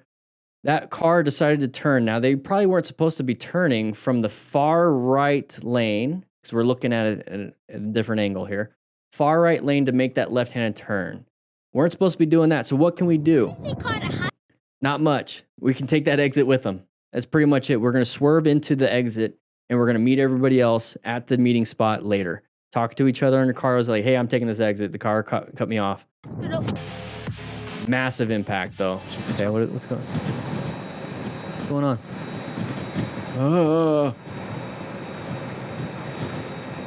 Oh, something fell off. Okay, something fell off. Let's go ahead and move over. Good job. Interesting thing to see. Yeah, here we got some music. So we're lane splitting. It looks as if this rider didn't keep the right distance and such weather conditions especially. Oh, is he gonna run into us? Is he gonna run into us? Is he gonna do it? Is he gonna do it? He's gonna do it. Are we gonna apply the brakes pretty hard and he's gonna... Oh, no. Just panicked. Had to lay her down. That's what laying it down looks like. So we're coming up to here and we're like, I'm gonna slam the front brake and lose traction on that front tire and dump the bike. We're gonna try to catch it with her leg. It's not gonna work. So what do we do instead? We do progressive brake pressure. We don't do this. We don't slam the front brake. We do progressive brake pressure and maintain a space cushion so we don't have this issue. All right, we're cruising through, having some fun with our friends. Hopefully nobody low sides because we're going faster and faster and faster around the corner. Oh, sharp left corner coming up. Hopefully nobody does anything. Very good. See, this is what I'm thinking when I'm doing a group ride. I'm just nervous. This is why I don't do this kind of stuff with people, because they like to act like idiots and then low side like that. And there goes the bike. So we have to maintain our control, remain calm ourselves, ensure our own safety. We can use the time stone to reverse time so that doesn't happen, but it's going to keep happening because we just opened up a new branch of timelines in the MCU. And then Loki's in charge of this one now, I guess. So, and there goes the bike.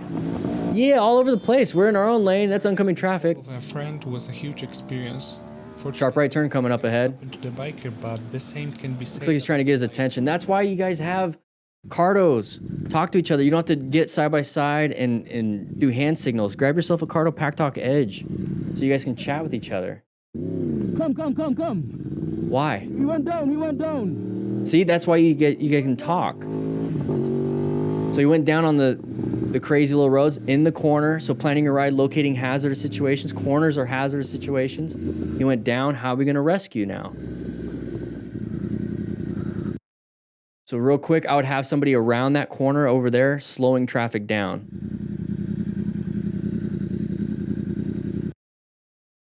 Okay.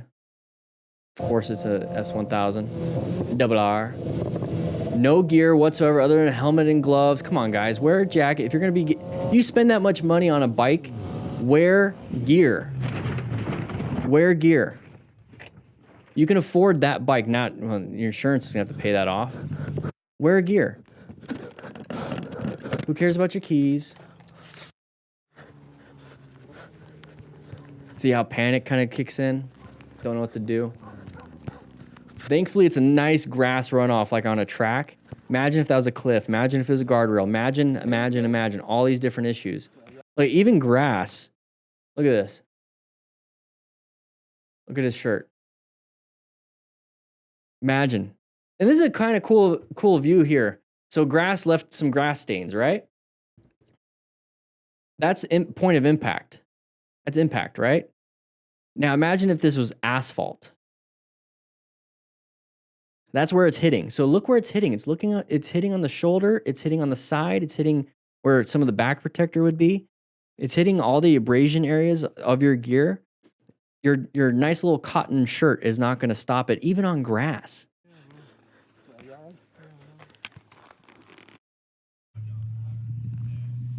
Yeah, if you can afford this bike, you can afford full gear. Yeah, let's get a nice little walk around. Today, we're looking at the BMW S1000RR after a low side crash in a corner. Take a look. Let's go ahead and do a bike review here. We have complete damage of the whole bike, and that's it. That's the review. Here we go. Nice little cruise with some friends. Hopefully nobody crashes into anybody else because vehicle stopped. We kind of saw this a little bit earlier. Yeah, just kind of cruising, having some fun. Hopefully nobody hits me. There it is. And we're dead. Nope, he's getting up. That's good. That's good. All right, Kev, biker. Oh, you're going to have to swerve out of that. Okay, line of sight issues all over the place. Any pedestrian's going to come out. Any car's going to come out. We're all over the place. Come on, dude. Just cruise with traffic. I get it. In this area, you probably have to ride aggressively. I don't like parking behind people. Oh, what do we got here? Little tight? A little too tight? You're not going to make it. You're not going to make it through that. You're not going to make it through that. You're not going to make it through that. Stop. Get away. Get away. Just get away from those people. Like, why are you so close? What are you doing? You're all over the place on your handlebars, and...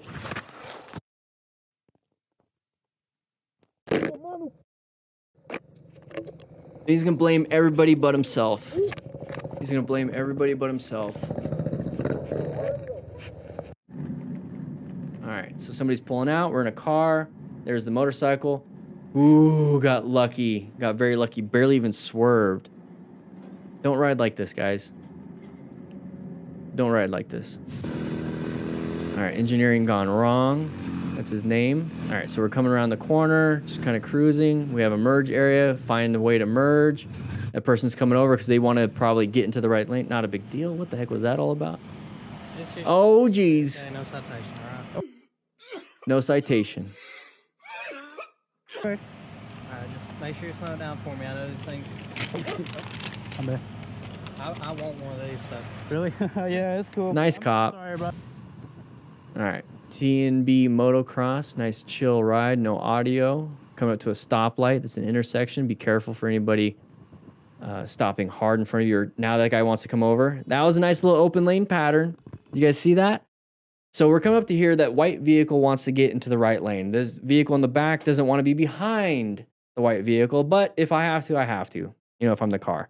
But hey, look, I see an open spot. I'm going to go for it. I'm not even going to look. I'm just going to do it. That's an open lane pattern. So we're coming up to here. This is an open lane. They already started, but this is an open lane pattern. So if you see something like this and the vehicle isn't completely stopped, always assume that they might want to come out. So you approach this nice and gentle, nice and easy to where you're able to swerve out of the way. You're able to brake. You're able to just kind of move a little bit and get away from that. So if you see that, be cautious because that can happen. Good job positioning all the way to the left. Get away from it. Not a big deal. Not a big deal. All right, here we go. Cruising, having some fun. Okay, somebody came out. Good job positioning to the other side. Handled it. All right, here we go. Nice little left turn. Is this person going to switch into your lane? Don't hang out in the blind spot. Drive and use your phone. Oh. We got a Karen, a male Karen. What are the male Karens called? Who cares? Just move on with your life. You have more problems in your life. You don't need to be solving others. Cruising. Oh, random car. Okay, let them have it. Whatever. Roll off the throttle to increase your space cushion. Let them have it. Whatever. They took it. You're not going to win that fight. It's a lot of non-issue things, a lot of problems that aren't really problems. Just move on with your life. But grab yourself a slice of pizza.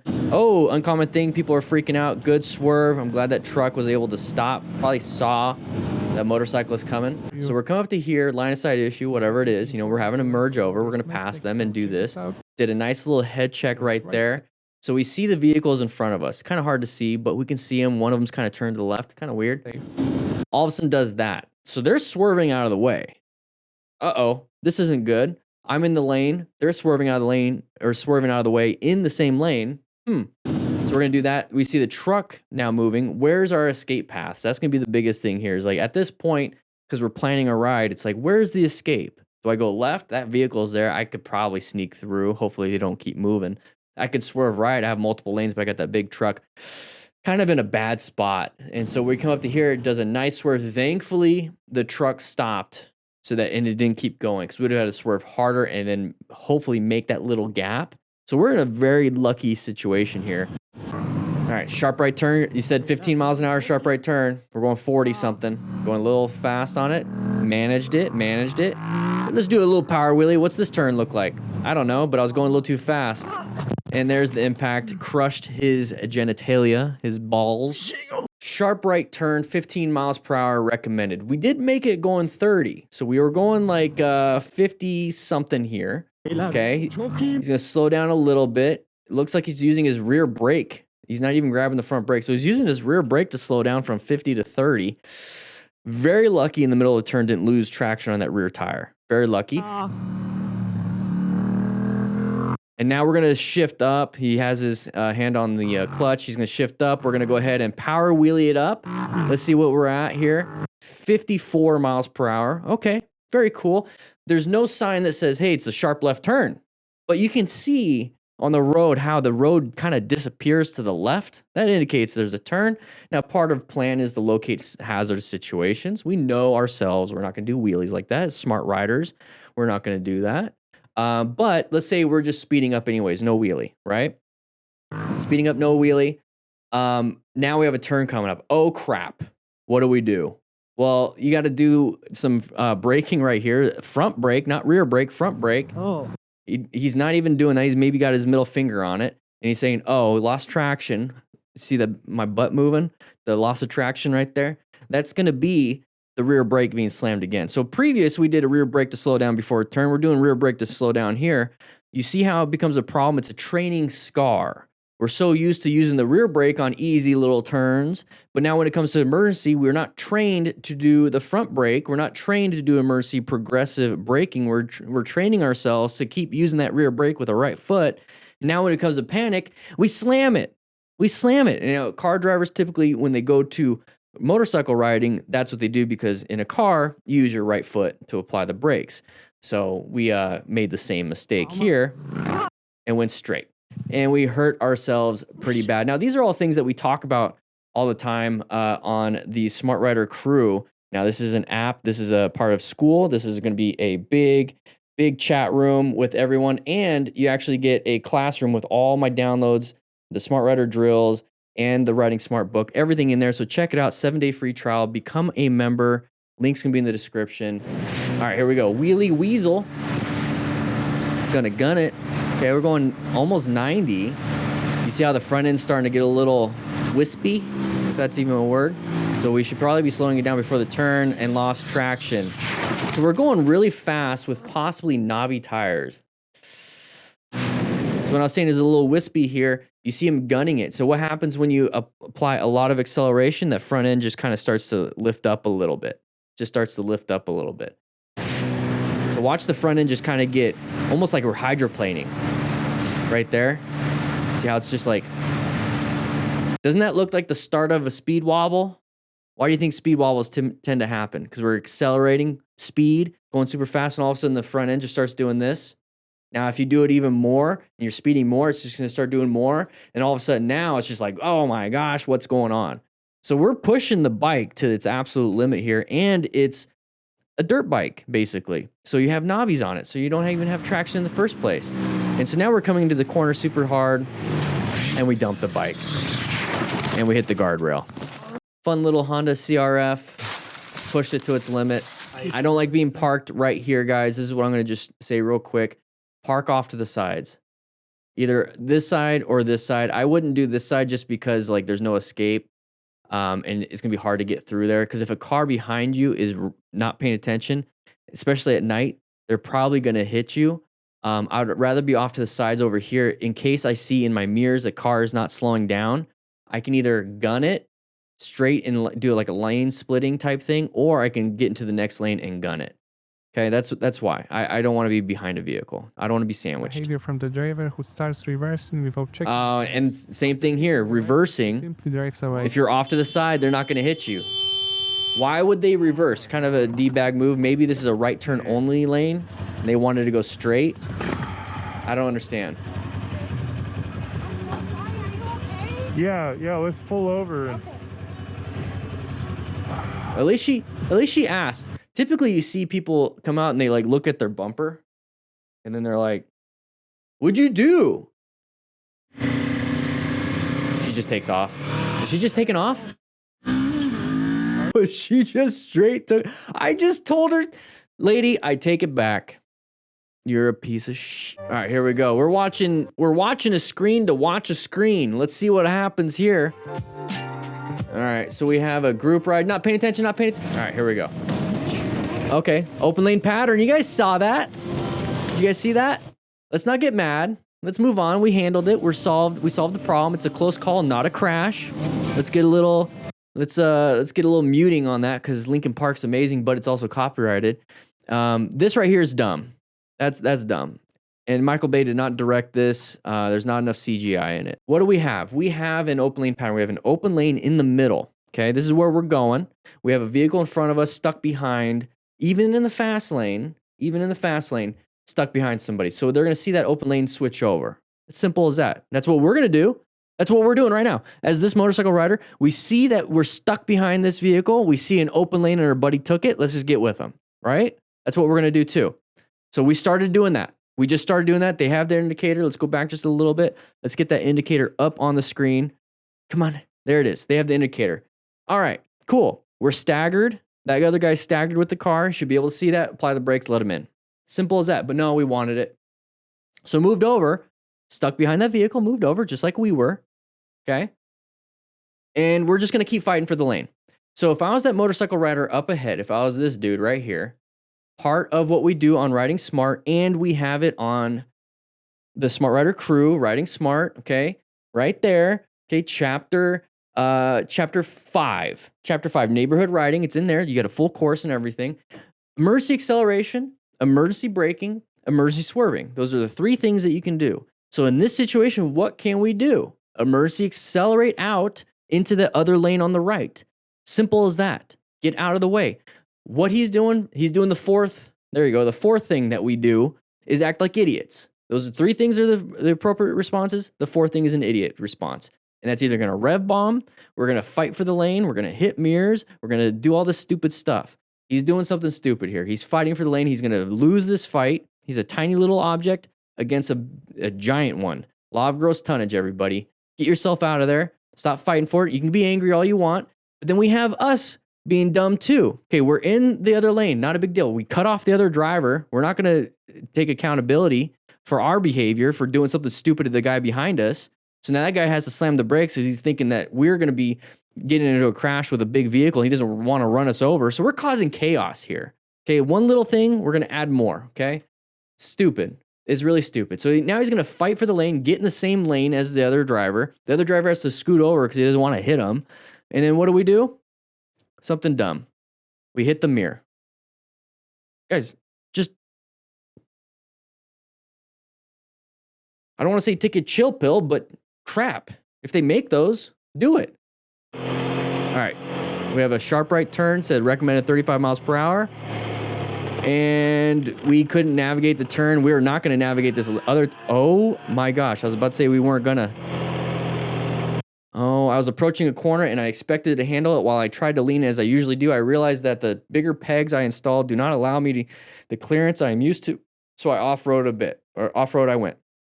All right. Every time you get on a new bike, whether you have your old bike and you install new things, or it's just a straight up new bike, you want to practice different things with that new bike to you so that you understand the new things that are changing about your bike. Okay. Same thing with brakes. Same thing with anything. New tires. You don't want to go crazy. All right, here we go. Ooh, look at the ground, everybody. Little road surface hazard. In the middle of the lane, looks like water. A lot of dirt on the road. In the end, he completely loses control of the bike. Oh, yeah. Loss of traction. That right there was straight up loss of traction from a road surface hazard.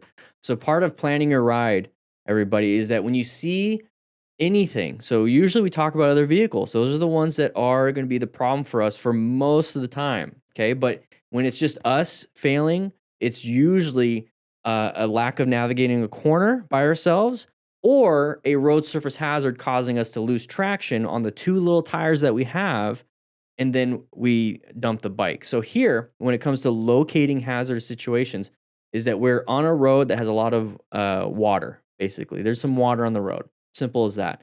We're riding literally on a painted line that we all know from watching in these videos is that we lose traction with water on painted lines. Even just straight painted lines are pretty slippery. They don't put the aggregate. They don't put like that sand in it most of the time that makes it grippy. They just throw paint on it and it's smooth. Now add water on top of that, especially if it's latex paint or oil-based paint. Water's just going to sit on top.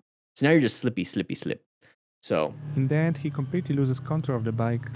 And then it looks like, and it's hard because of the YouTube compression, there is some type of like dirt.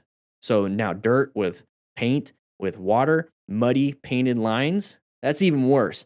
So part of locating is seeing that this is a problem and we don't have to be splitting. We don't have to be doing any of this stuff. Just get in the lane and get into the areas where the tires from the vehicles are going over, and they're the ones that are going to be pushing all the stuff out of the way. So now you have a really good asphalt road portion versus riding on the painted lines with all these road surface hazards. In the end, he completely don't do this. So what we're learning from this situation, so make sure you guys grab a slice of pizza, hit that like button and everything. What we're learning in this situation is that, hey, they crashed because of this situation. What can we do differently if we ever see this in our lives when we're riding? So hopefully you took some of that advice. Don't ride on the painted lines when it's wet. Obviously, there's mud because you're going to have a loss of traction. All right, nighttime riding. Oh, we're bouncing around. Yeah, wheelie time right in front of our buddy. And we hit our friend. Okay. Yeah. Oh. Ready? 3, 2, 1. There goes a shin. All right, here we go. Nice, beautiful view. We're gonna do wheelies. Nice open area. It's fine. Go ahead. Okay, we were practicing in our area. Maybe our neighbors are gonna hate us for a bit. But at least we're not practicing like we were on the main road with a bunch of different hazards. Okay, pretty close. Can't see around the vehicle. We have a line of sight issue. Anybody gonna come out at us, but Safe distance is so important. safe distance. Paying close attention and quickly learn a valuable lesson. Perfect example. This is a great video when it comes to space cushion, everybody. Space cushions are so important. I teach that in the book. Join the Smart Rider Crew, 7-day free trial. You can take the course if you make it to level 3. But right here, perfect example, space cushion. Don't have a great one. We can't see around this vehicle. It's a line of sight issue. So we don't have a lot of time to react. So what I'm going to put up here is the total stopping distance, perception, reaction, and then being able to stop. Okay, so we see that something's going to happen, perception. We start to reach for the front brake, reaction.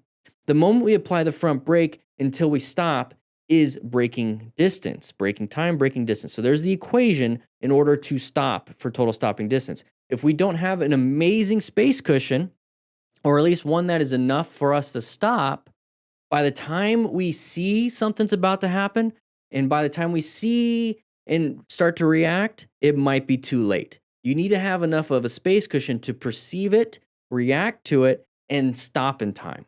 That's the whole point of a space cushion. And it could be perceiving something, and reacting might not be braking. Reacting could be swerving. Reacting could be emergency acceleration. So it really comes down to, I perceive a problem. I need to react in some way.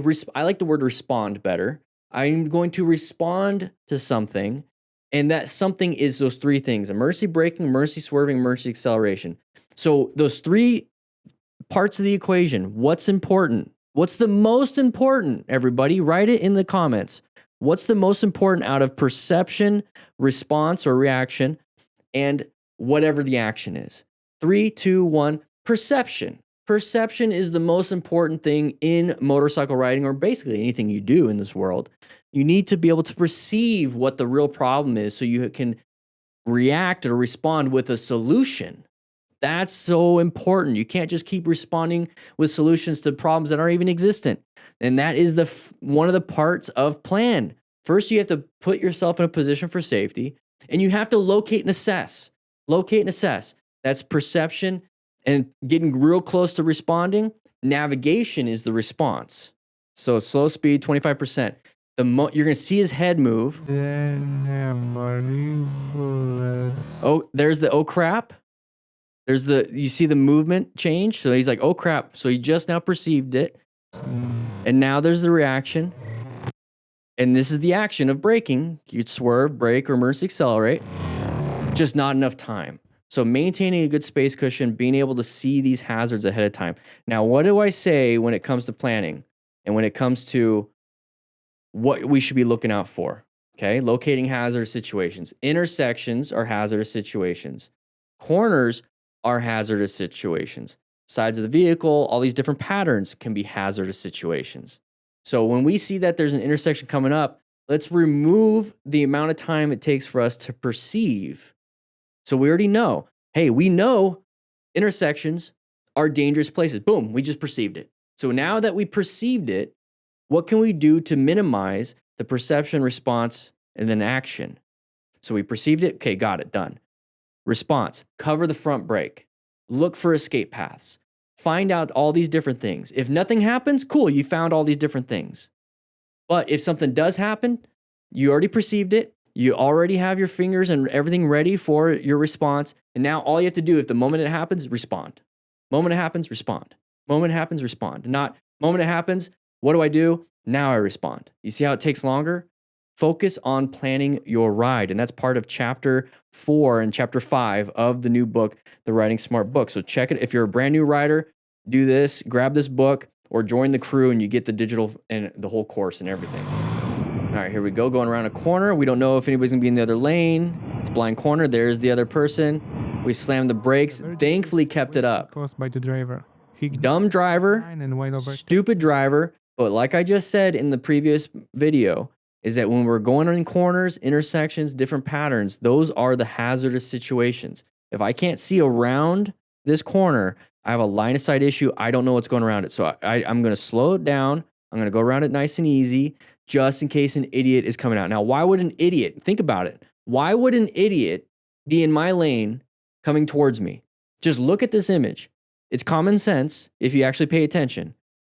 If there's a long stack of cars, there's always going to be that one idiot that thinks they can pass and everything will be fine. They're dumb because they can't see around the corner either, but there's a lot of dumb drivers. So always assume there's a dumb driver somewhere, especially when you see this. Blind corner for me, long stack of cars, there's dumb drivers. That means there's probably going to be somebody in my lane. I have no clue if they are. So I'm going to slow down around this corner. I don't know if they're going to be speeding around this corner or whatever, but either way, I am going to find an escape or I'm going to do something in case somebody is there. And then once I get around this corner and it's open, not a big deal. But just in case. Yeah, it's an open lane pattern without an open lane. Exactly, Smee. All right, here we go. Going around this little, oh. That's kind of like an open lane pattern, or they just didn't want to turn left. You see how there's vehicles in front of them and they switched over? Okay, but good swerve. Amazing swerve, moved out of the way, get not angry. Oh, we dumped the bike. There it is on a nice little corner. Why do you think this guy crashed, everybody? Why do you think he crashed? It's too much speed. Too much speed for that corner. Went too fast, too wide. Yeah, buddy, yeah, we're gonna have some fun here. Probably hanging out with his buddy. This is a great area to practice. You notice? Yeah, he's filming. You notice how there's nothing around? Now, I wouldn't want to be side by side with the car while I'm doing this. It's cool to get photos and whatnot, but we could possibly get hit. Oh, thankfully they included this. All right, but great area to practice.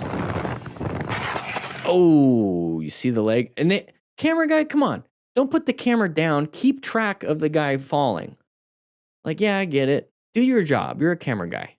All right, yeah, look at that leg. That's what I was going to, right, Crimson Driver? Look at that. Look at that left leg. Blur out the speedo. We're going to be racing our friend. We have a left turn coming up ahead. Hopefully we don't go wide. The corner, but thankfully dance without nothing more than scare. There it is. Oh, he's going to have to check his pants on that one. So, close call. I couldn't have tell if it was in the middle lane. Okay.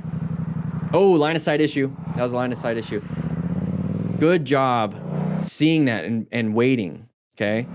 Good job on that. So what I always say when it comes to a line of sight issue, and this is something that I like to use as an analogy, as a metaphor, whatever you want to call it, is that if you're going into a haunted house with your friends, okay, you go in a haunted house, don't be the first one to go around those corners because that dude with the chainsaw is going to come at you or somebody's going to do a jump scare at you. So let your friend go in front and then let them get scared so you know what's going on. But if you're by yourself, you don't just run through the haunted house and you're like, ah, no, you're like, I'm prepared. Somebody's going to jump out. Somebody's going to, you got me. And then you keep moving. You have some fun with that, right? When it comes to a line of sight issue, when it comes to this right here, when it comes to riding out on the road, we don't know what's around that corner. We don't know what's around that corner. He saw that there's a vehicle, but look, we don't know exactly where that vehicle is because that other vehicle is blocking our line of sight. That's that corner in the haunted house. Now we're about to have a jump scare. Okay. So what do? We don't gun it. We don't run through just hoping. We just keep creeping out. We're like, where's that guy with the chainsaw? What's going on here? What's going on in here? Oh, there he is. Oh, crap. Oh, crap. Oh, crap. We let him go. Like, that was close. That was close. You almost got me. You almost got me. But you didn't. Don't rush through it. Creep in until you can finally see that it's safe to go. Hopefully that made sense to you guys. So we got somebody crashing right there. All right, let's take a look. Oh, don't hit a mirror. There's a crash right there. Let's take a look.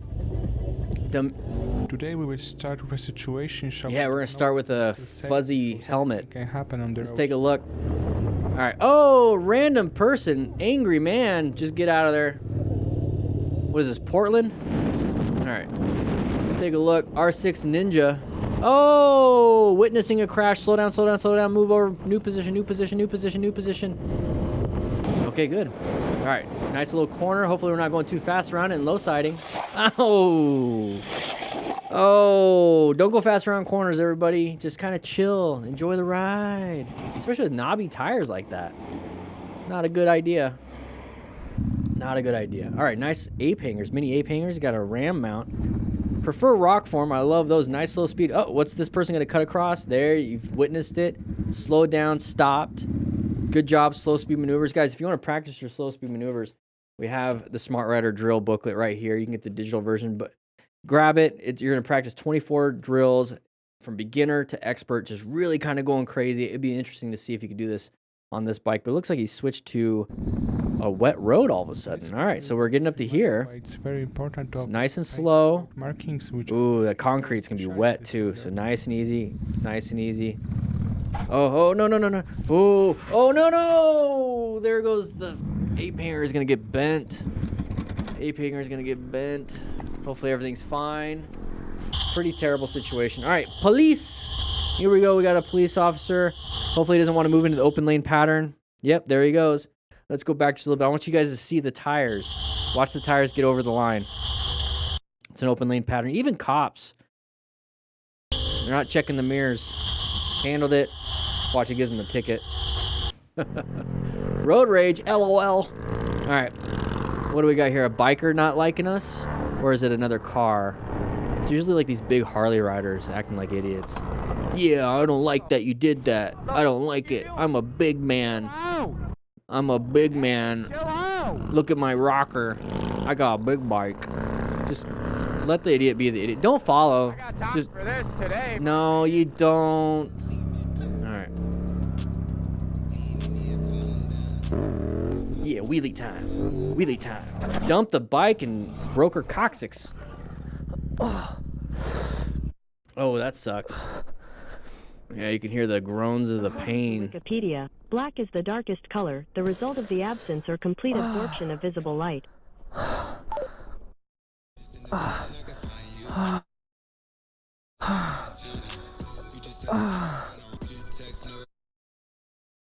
This Cardo did a Google thing.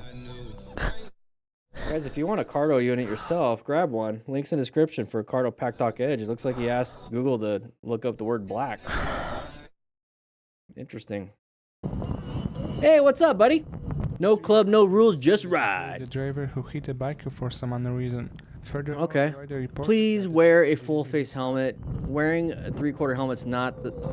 You're not protecting nothing, dude. Whoa! Came out of nowhere. It's probably that guy from earlier who was like, I hate Harley riders now because that dude cut me off. So now I'm in my car and I'm just going to hit every Harley rider I see. See, guys, that's why you don't do that. That's why you don't act like idiots on Harleys.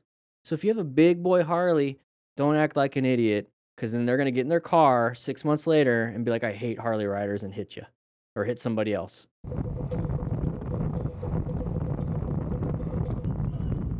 What do we got here? Another... Oh, he straight up went into oncoming traffic.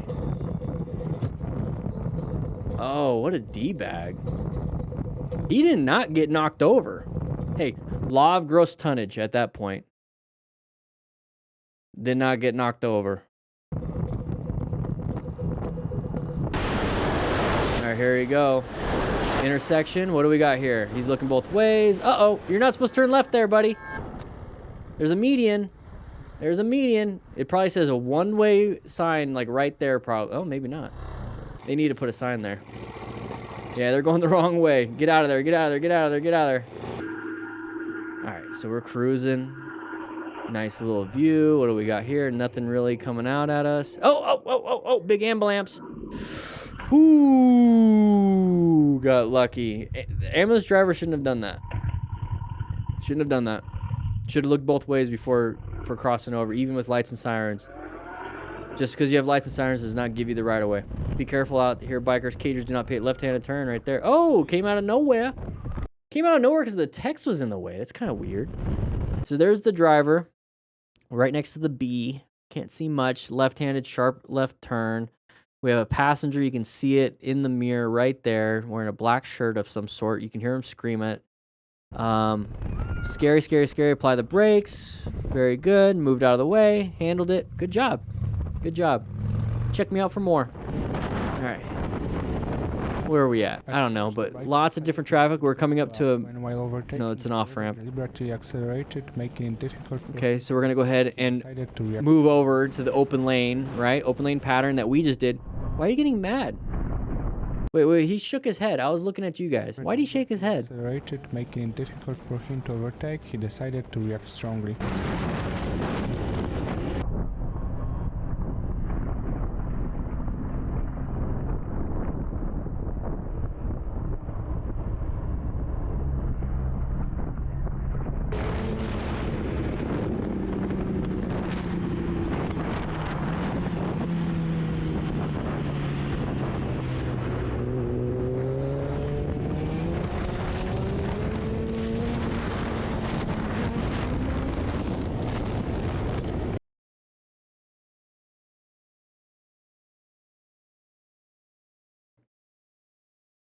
This is a 3-year-old video. 2-year-old video. I really hope you're no longer riding anymore. If you're getting it pissed off that bad for something nothing, you need to find a hobby that is not dangerous. Pick up basket weaving or something.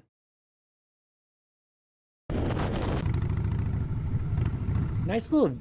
this would be a fun ride. This would be a fun ride. It's like, where are we going? Beautiful hills.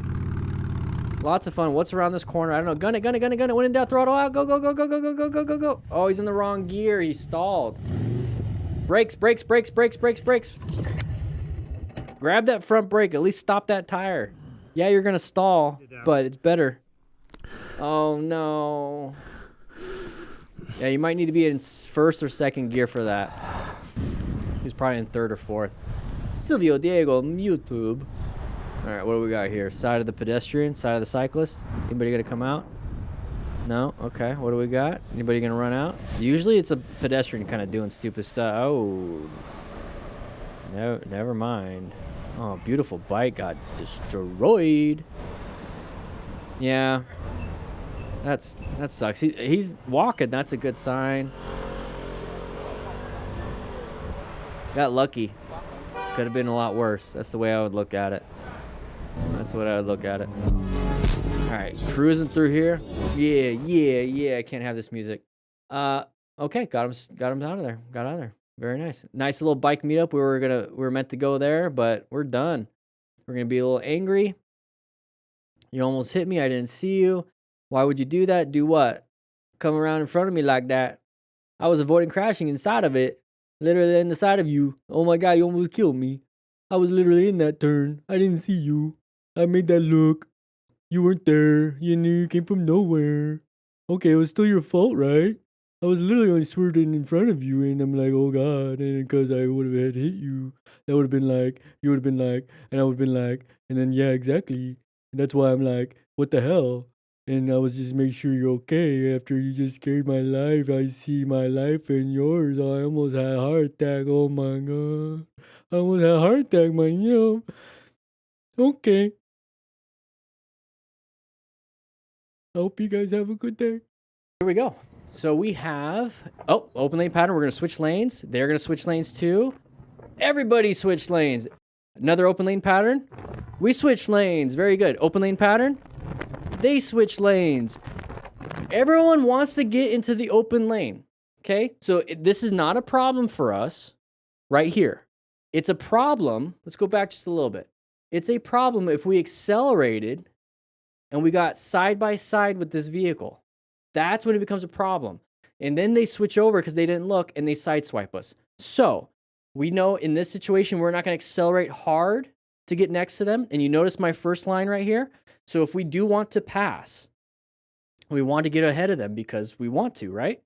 What I want you to do is to create a space cushion and be off as far away as possible, because if they start to come over, you have enough space. If you're coming up to them right here, boom, they hit you. If you are going over here, right, and they start coming over, it's like, oh crap, 3 things we can do: brake, swerve, accelerate. What do we do here? We have space. We have space to swerve if we wanted to, or we can accelerate out of it. So that's why I want you guys to pay attention to your position for safety and locating this hazardous pattern that we witnessed here. Now, let's say you're not here and you want to accelerate. I'm going over multiple scenarios because this happens all the time. I want you guys to start practicing this when you're riding and driving your car. Write in the comments if you see this pattern and you recognize this when you're driving. Anything that you do. It's like, I knew you were going to do that, and you did it. Cool. It's a fun game. Anyways, if we're just cruising right here and we see that this person is stuck behind this person, maybe someone else like that, right? We can assume that they might want to come over. They might want to come over. So if we're sitting right here, we need to perceive that this could be a possibility. And so we preemptively move over. We preemptively move over just in case. And that's part of plan, okay? We're locating this hazardous situation. These are relevant threats. They are not active ones until they come over into our lane. But I want to keep myself in a good position for safety just in case they do. So then all I have to do is emergency accelerate or brake to let them in. I don't have to do an emergency swerve. I'm already in a swerved outcome. Like if I was here and I had to swerve, that's a solution, right?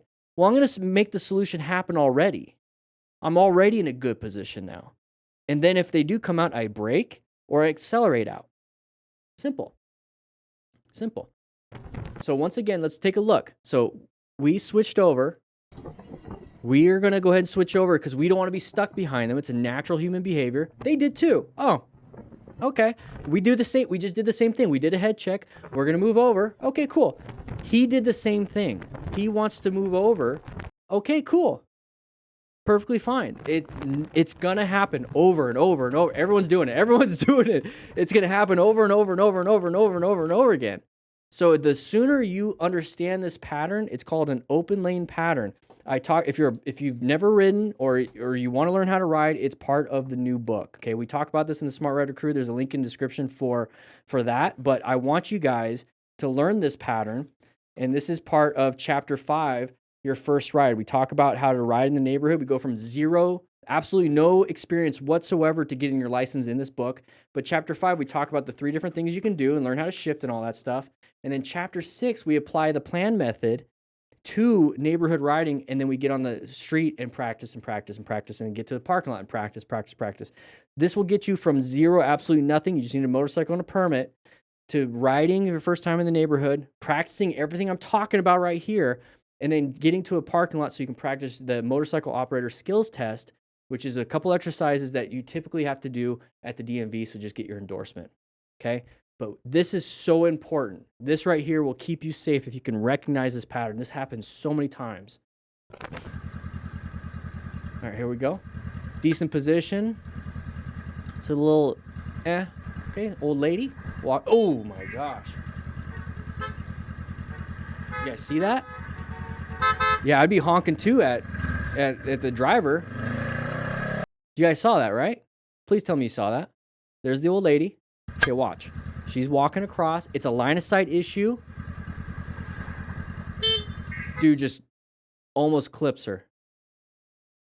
So even if you're walking in the sidewalk, keep an eye out. Just because everyone stopped doesn't mean everybody stopped.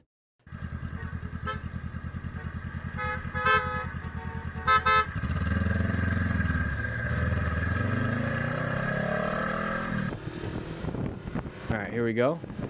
Open lane pattern, we switched over. Open lane pattern, he switches over. So be aware, he was already off to the side. Very good. Applied the brakes and the horn. That's fine, but he applied the brakes to allow them in because there's no way. Now, what else could we do?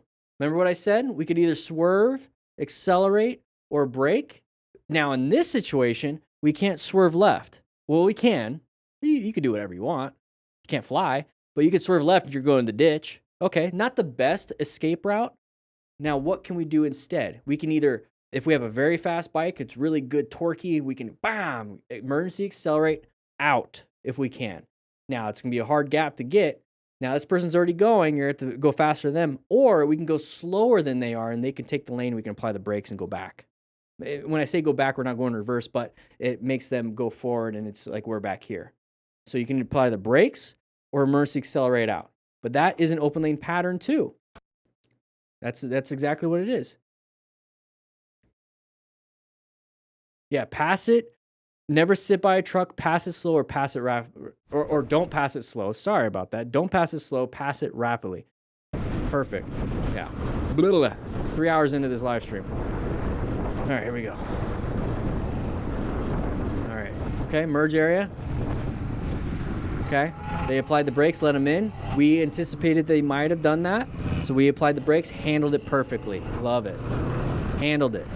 It's a beautiful area. Why would you want to ride fast and get through this quickly? You know what I mean? He's not. I'm not saying he is. But like you see a lot of people riding fast, getting through this stuff quickly. But he probably lives here, so he's like, I see it all the time.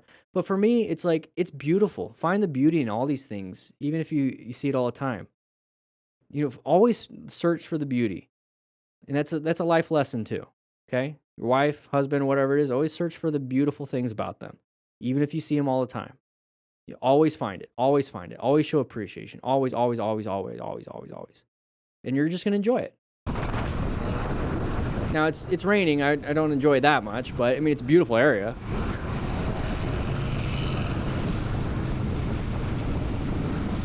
Okay, now we just got some... People don't know how to drive when it's raining for some reason. I get it. So we watch the idiots out in front. That's the thing. We watch the idiots out in front. We don't get close. We watch the idiots in front because if they collide, look at our space cushion. We can apply the brakes pretty easily, and we're not speeding. Let the idiots be idiots in front. He's just chilling. Just chilling. And now you have a fun story to tell your friends. It's like, dude, watch this video. Look how stupid they are. No, one sec. And he's pulling. This is great. He's pulling off to the side. I bet you he doesn't want to pull off. But he sees that they stopped and they're going to have some kind of road rage going on. And so we're going to maintain a space. And I'm just going to sit back and I'm going to watch these idiots. So good job on this rider. This guy, MF Pun, you know, it's the very end of the video anyways. Grab yourself a slice of pizza. Enjoy yourself. Join the Smart Rider crew. There's a link in the description for it. Beautiful, fun area when it comes to all of us. Guys, we have the whole crew just kind of chilling in here, chatting. 7-day trial if you want to check it out. Get all the courses, all the downloads, everything from my store. Boom, right there. And you get to chat with me and everyone else here that are part of the Smart Rider crew. With that said, hope you guys ride safe, be safe, and I'll see you guys on the next live stream. So we have the Crank BX. So we're going through a corner. Remember, we have to plan our ride, making sure that we're locating this hazard situations. Very easy. And we just crashed into a car. Okay, that's not good. Shouldn't be doing that. There's the aftermath. Somebody's got a drone out. Nice little Honda Grom. Absolutely demolished. Let's take a look at what actually happened here, though. So we're coming up to here. This is a normal corner, very easy. Remember, we have to plan our right, so locating hazardous situations. Intersections and corners are typically hazardous for motorcycle riders. Now, we talk a little bit about open lane patterns and a few other things, and hopefully in this video we'll see some of that stuff. But right here, what should we be doing? We should be slowing down before the turn, make sure we can navigate. It's a blind turn. Can't see around all these trees. We don't know what's happening. We really don't know what's happening here. So we're going to go through here. There's a buddy up front. So it looks like we're slowed down. We're going 47 miles per hour.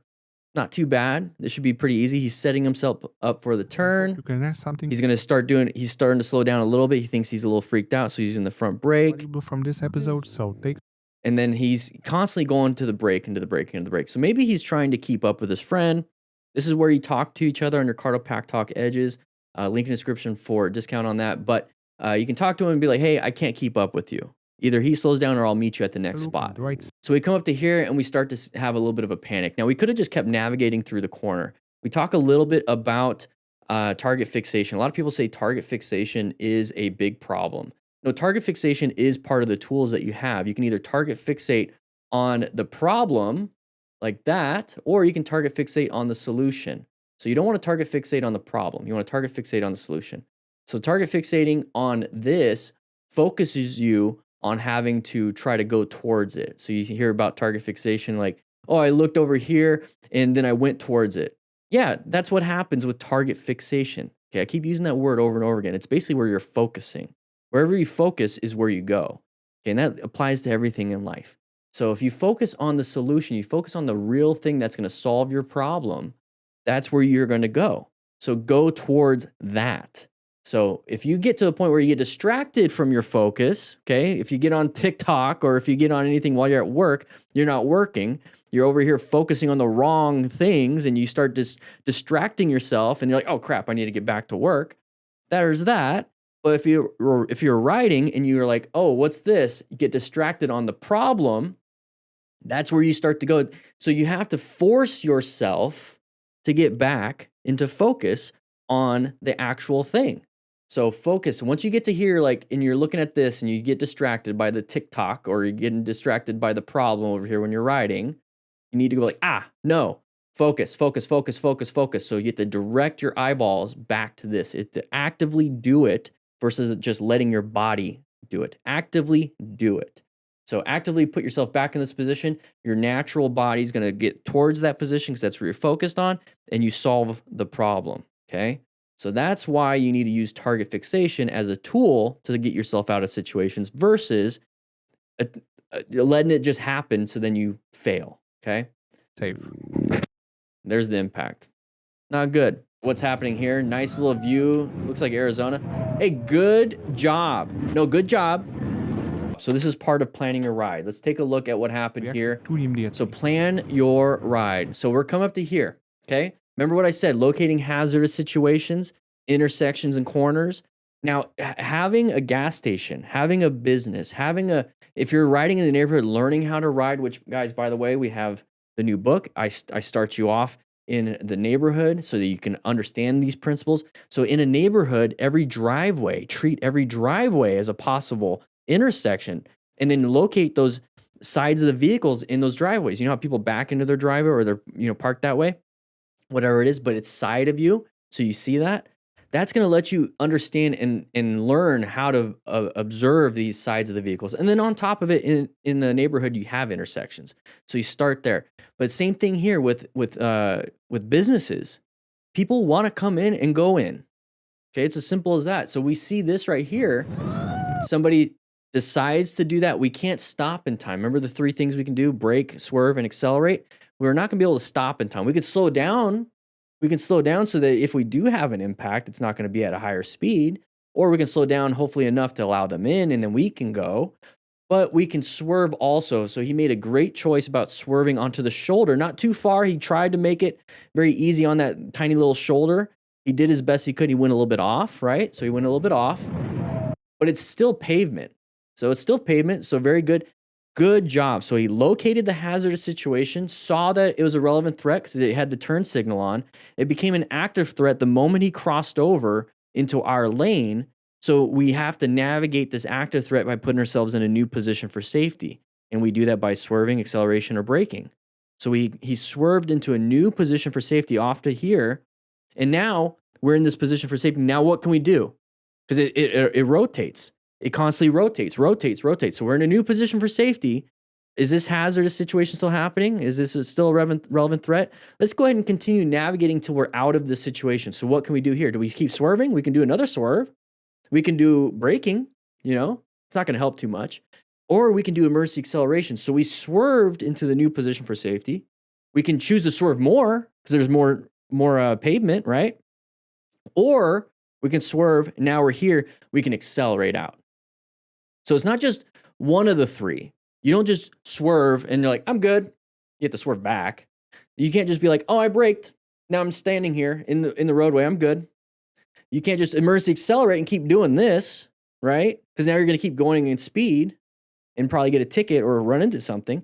So you're going to have to emergency swerve and then accelerate. You're going to have to emergency swerve and then brake. You're going to have to brake and then emergency accelerate. You're going to have to brake and then possibly accelerate and then swerve. Like, you're going to have to do one of those three things, which makes sense to you if you're on a motorcycle or any vehicle. It's acceleration, braking, and then turning.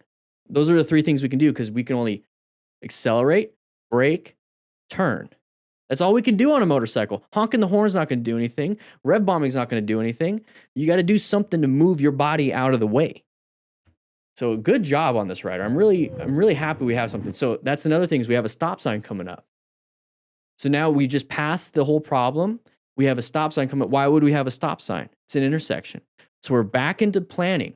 So we just navigated the active threat. We have to get ourselves back into a new position for safety because if we continue going down here, we're going to that dirt, right? So now he has to navigate the dirt road surface hazard ahead of us, navigate ourselves back into a new position for safety, which is going to be this back in the lane, right? So he's going to swerve back into the lane. Now we're in a new position for safety, but we have an intersection coming up. So we're locating that hazardous situation. Is it a relevant threat? Yeah, I have to stop. It's a stop sign. So how do I navigate this thing? I have to stop and I have to apply the brakes. You see how it just keeps rotating, rotates and rotates and rotates. And it's very easy for me to say this and pause and then talk about it and then pause and then talk about it and pause. But once you start doing this over and over and over again, or at least watching this channel over and over again, you're going to get to a point when you're practicing and putting it into practice when you're riding that it comes quick. It's quick. It's just quick. It's a natural instinct. Natural to the point where it's like you're doing the plan method already in your head. And that's where I'm at in my life from driving as a firefighter with the ambulance and fire trucks. We had to take International Association of Professional Drivers. And I was driving hundreds and hundreds of miles every month. It was like 100 miles a day when I was on shift of just constantly putting this into practice.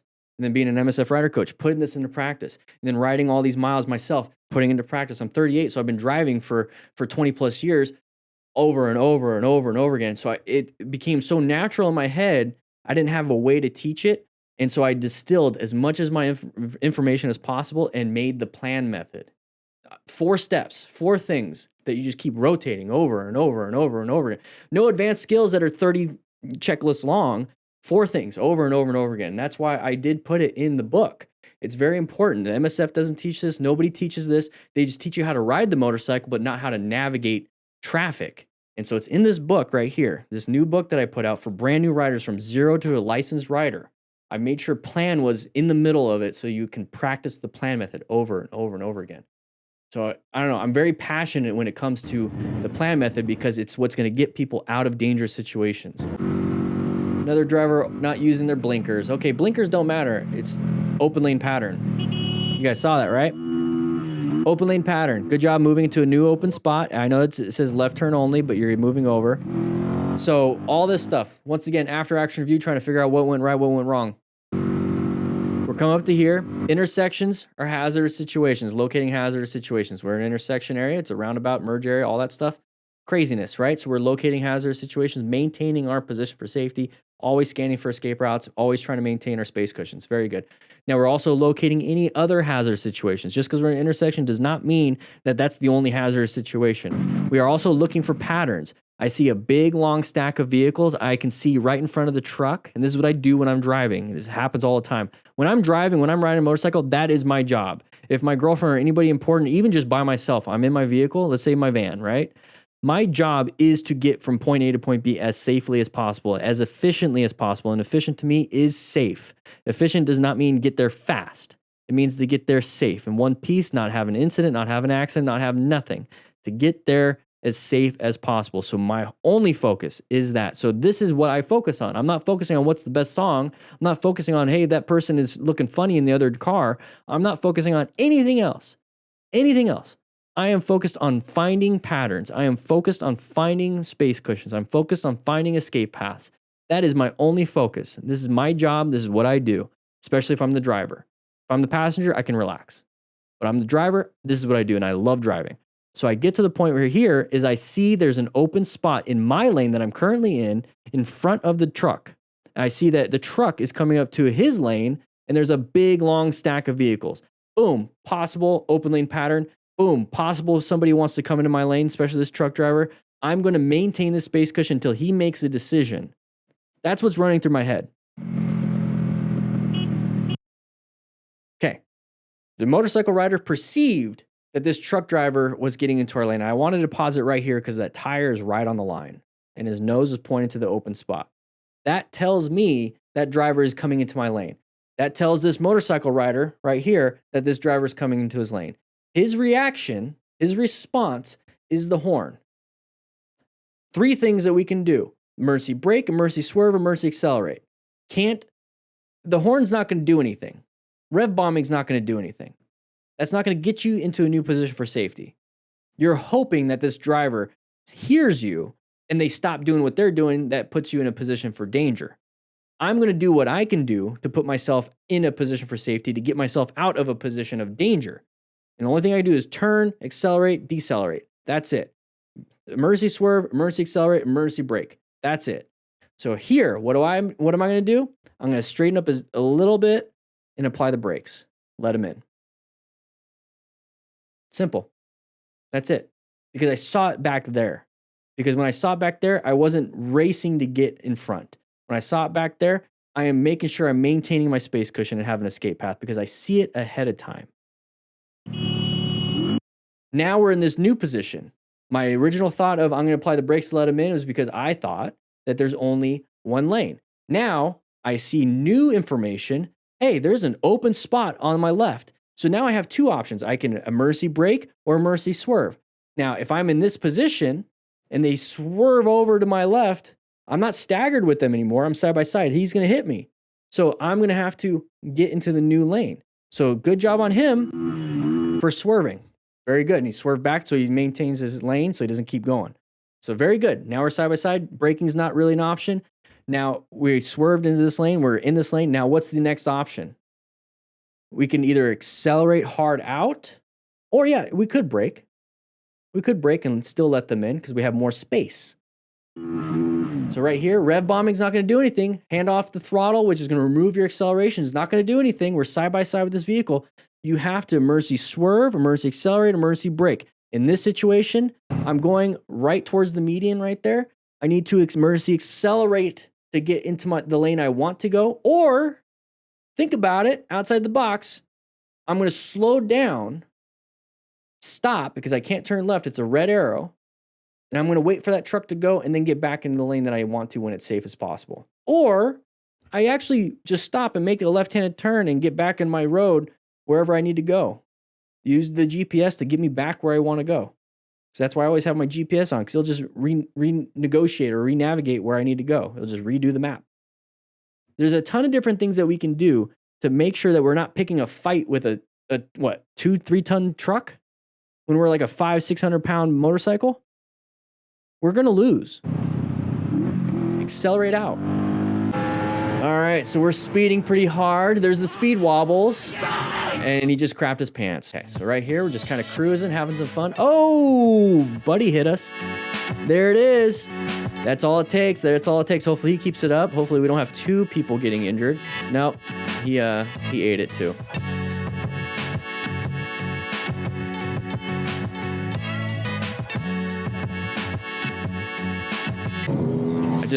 I just realized I was dancing while this guy's on the ground in a lot of pain, probably. Okay, speeding. Oh, jeez. Where's this at? Needle Vista Viewpoint. Somebody Google that. Write it in the comments. So we're riding over here. It's a double yellow. It is what it is. A lot of people pass on double yellows. You guys do whatever you want to do, but understand the risks involved when it comes to this. We see an intersection coming up ahead. Once again, we're locating hazardous situations. Now, locating hazardous situations, one of the things that we have to locate are intersections. This is a decision point in people's lives. If they're going to turn left, turn right, it's an intersection, right? What are they going to do? We don't know. So let's go ahead and wait until we get after the decision point to go ahead and do our decision point. When we know that people are just going to stay straight or they're going to stay in their position. We know they're not going to make a decision. We are going to make one now after the intersection. So when we have an intersection coming up here, we have an impatient friend deciding, I'm going to pass everybody. Well, you see how there's an intersection. We don't know if anybody's turning. This is a great opportunity to get T-boned or to T-bone somebody. All right, here we go. Nighttime riding. Okay. Lower visibility for you and other people. Lots of brake lights. Open lane pattern on the right. Anybody want to come out?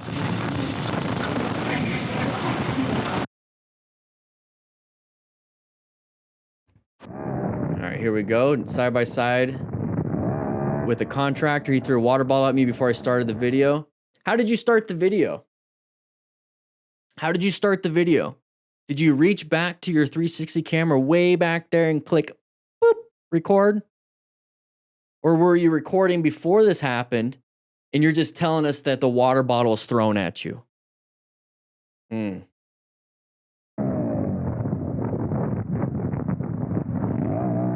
I wonder what you were doing. Because you seem to be I want to see the reaction. You seem to be the person that creates problems for the Instagram and TikTok and YouTube shorts. And it's like, look what happened. They did to me. My punching the mirror, I was a victim first. I punched the mirror because I'm retaliating and getting back at them. It's like, no, you're doing all, whatever. You're doing all this because you want to have justification for your stupidity. All right, Red Bull gives you wings. Hopefully he's not going to fly off this bike. All right, what do we got here? We're going to go ahead and get off. Oh no, he hit something. A road surface hazard up and over. Yeah, the Red Bulls did give him wings. What's your problem, bro?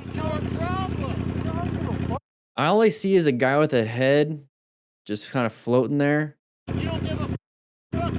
It's weird. Anybody else? What is this? Hands and a head and some legs.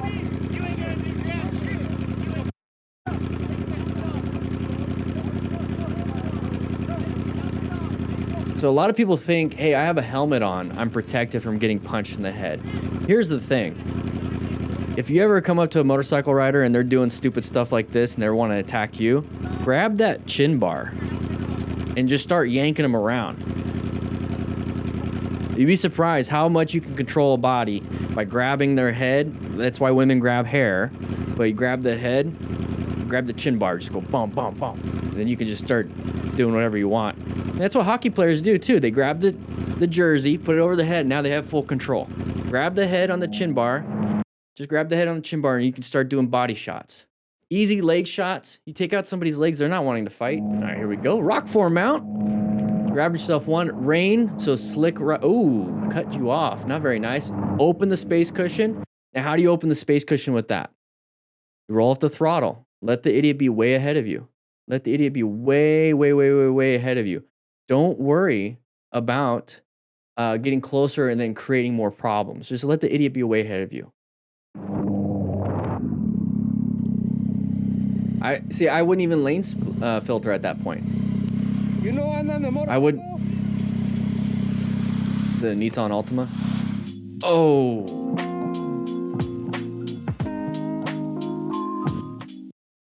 So how did we not see that person? We're cruising up to here. We're just going at a normal speed. How did we not see that person? A line of sight issue. Doing that. And why was he not paying attention? He's on his phone. Oh.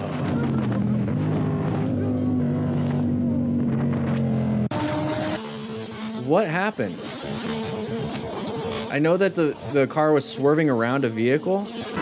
Or swerving around some... Oh. Come on. So we're riding like idiots. Simple as that. We're riding like a bunch of idiots, kind of like when we were little kids and we were going from one friend's house. And we all had BMX bikes, and we're like, "Hey, we're all in the neighborhood. Let's go to Johnny's house. Let's go to Chris's house or whatever." It's like, "I'll race you." Well, let's all race there. So you guys are racing on BMX bikes, acting like little kids, acting like idiots. Some of you are taking shortcuts through different, parts of the neighborhood. Some of you guys are racing really hard on the street. Some of you are going through, whatever. Okay, we're all racing to get to our friend's house, see who gets there first. So for bragging rights, this is the same kind of mentality I think a lot of motorcycle group of friends will do when we're out on the road. It's like, let's race to the next place, and just treat cars on the road like the little different avenues of getting to your friend's house. The problem is we're going 130 kilometers an hour. Now I'm going to say kilometers because this looks like somewhere else, but that's 81 miles an hour racing around to get somewhere for bragging rights, but we have the possibility of getting demolished. Now, the biggest problem that I had when I was racing to Chris's house or Mark's house, right, was that I maybe I dumped the bike and hit the dirt. Here, I'm going to hit a car and either die or be an amputee. So guys, just don't be a part of this. I get the excitement, but don't do it. It's stupid. So we're getting up to here, especially with a passenger on the back of a vehicle. So somebody crashed up ahead, dropped their buddy right there. All right, nice little U-turn. Good job. Getting up to here, gonna go ahead and fill up with our buddies. What's up? Oh, slow speed maneuvers, oh, he failed, he hit the cone. He hit the cone, everybody. And I just mentioned the other book. That's what this book's all about, okay? That's what this book, the Smart Rider Training Drills. All these different cone exercises, 24 cone exercises, slow speed maneuvers, link in the description for that. You get a phone-friendly version of it on your phone so you can practice in a parking lot. But that's what I'm trying to get at here, is that we're doing slow speed stuff. That's what this book's going to prep you for and get you used to it. And every one of these things are cones. That motorcycle is a cone. So this is a cone. This is a cone. This is a cone. This is a cone. This is a walking cone. This is a cone. All these are cones. Okay? This whole thing's a cone. This building's a cone. And this is the only path we can do. And we're trying to get in between these cones. Those are the paths we can do. And that's what is in the drills right here. I mean, look at paths. They're only little paths that you can get around the cones. These are the easy ones right here. There's some expert and hard ones there. But that's why you need to practice that slow speed maneuver so that when you get up to here, you understand you have to go a little bit wider because he cut it too short and then hit the cone. Oh, I feel bad. It's the widowed wanderer. Hopefully he's having a good life. Hopefully he's living in peace. Here we go. Beautiful looking view. I love just open road, right? Oh, no. Good job. Once again, 3 things that we can do.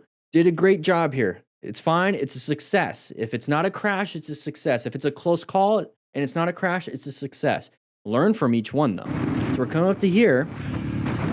Our space cushion is getting smaller and smaller and smaller. It means they're slowing down while we're either maintaining or increasing our speed. Okay, as soon as he sees that, I don't know why they're braking. So this is the part where he kind of messed up. I don't know why they're braking. They're probably braking because they're turning left or turning right or stopping because there's a road surface hazard in front of them. So we should not be like, I'm going to pass. Because we don't know if they're turning left, we don't know if they're turning right, and we can't see because of a line of sight issue with if there's a hazard in front of them, and now we pass them, we hit the hazard that they stopped for. So this is a good opportunity to be like, why are they doing this? I'm going to slow down and maintain a space cushion and see what their next option is.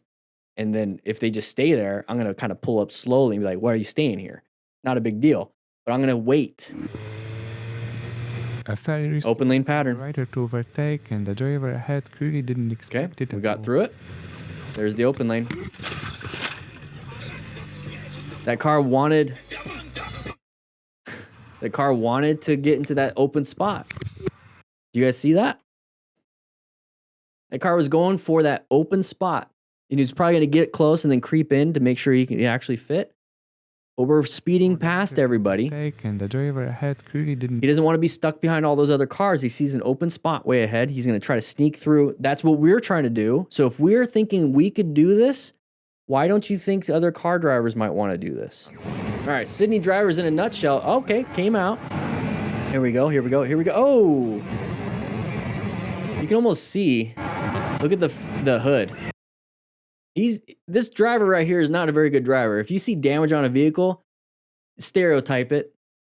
Be like, I'm right next to a vehicle with a lot of dents. I don't want to be next to that vehicle because they obviously don't know how to drive.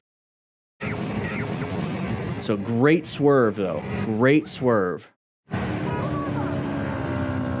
There was no impact. You don't need to have any of this pullover thing. Should they have went into the first available lane, which is the bus lane? Maybe, sure, whatever it is. Whenever I see this right here, there's that side of the vehicle. That's going to indicate to me, hey, somebody might be coming out. And then when I see this, their nose is not pointed to that first available lane.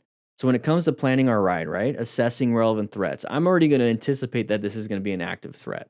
So I need to put myself in a new position for safety. I see the lane over to my right. It's pretty open, so I'm going to swerve right here. I'm just going to switch lanes. It's not even a swerve at this point. It's just a lane change because their nose is not pointed into the going front. It's pointed towards my lane. I don't like that. So great job with the swerve.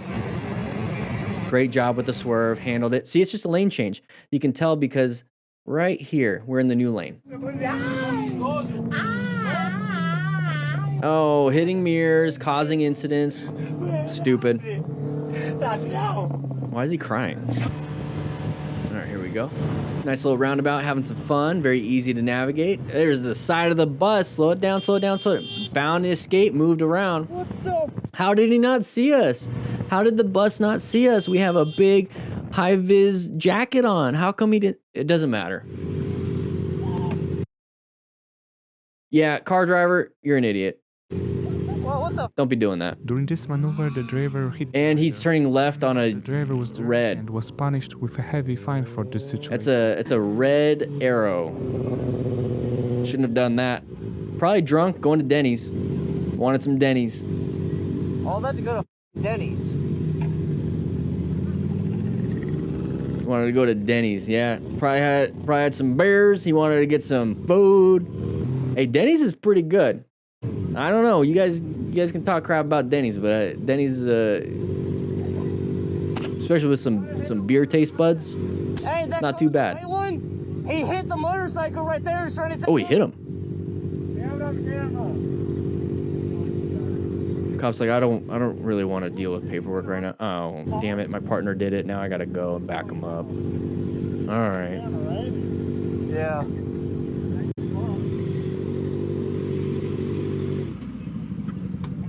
Oh, jeez.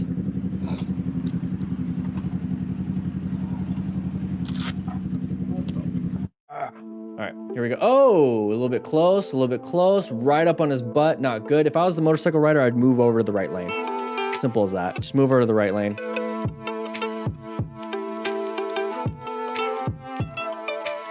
Oh, you almost hit my camera, dude. Don't stop. Don't stop. Motorcycle rider, you could have just kept going. You stopped. Now there's an incident. Oh my gosh. There we go. Corner coming up ahead, locating hazard situation. Gonna make the turn. Very nice. Whoa, Jeep, dude. What are you doing? He was going outside, inside, outside with the Jeep too. Got lucky. Got lucky. Oh, we're gonna have a chat? Very cool. Let's see what happens here. What was that? You almost hit me. I love how they blurred it out. Hey guys, we're gonna go ahead and protect the identity of this Jeep owner. Let's go ahead and just make sure we blur it out. You almost hit me.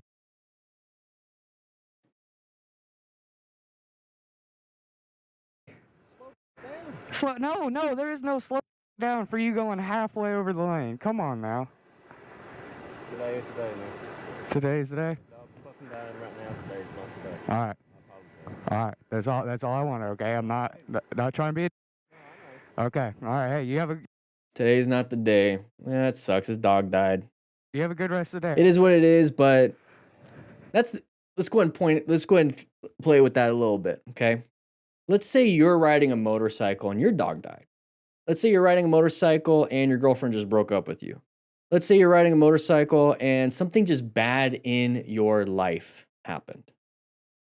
If you're not all there because you're focused on the grief or the grief is overtaking you, riding a motorcycle, which is dangerous, driving a car, which is dangerous, might not be the best thing to do. And I get a lot of people, let's go ahead and just play around with this. I get a lot of people, they ride a motorcycle because it just takes it away from them. They're able to focus on the ride, and it's like it puts out all the noise, and it's like, this is my mental health exercise. This is my self-care, whatever you want to call it. And so then you go for a ride because you're having that bad day. But you're putting yourself in a dangerous spot because your riding ability is going to be even worse because you're not all there with your state of mind. So riding a motorcycle, I get it. But if it's that bad of a day, just go for a walk. Less risk. You might trip, whatever.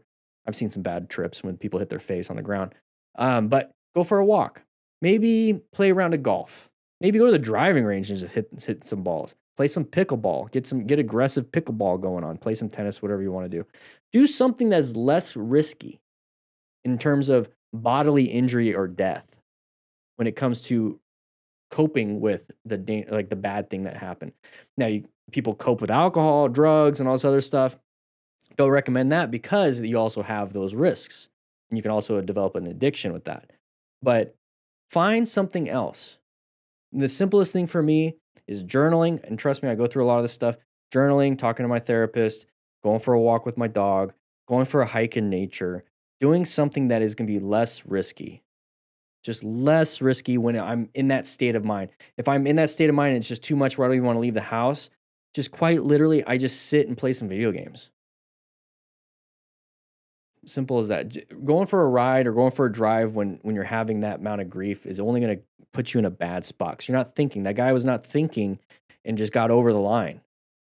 And that's another thing is if you're driving and you're just doing that, kind of going over the line, not thinking, maybe looking at pictures of your dog on your phone because you're just having grief, and then you go over the line and you hit a motorcyclist and they die, now your life is even worse. So just kind of relax. Just kind of relax a little bit. Do something less risky. But with that said, grab a slice of pizza and we're going to go on to the next video. All right, red light runner gets lucky. Big group ride.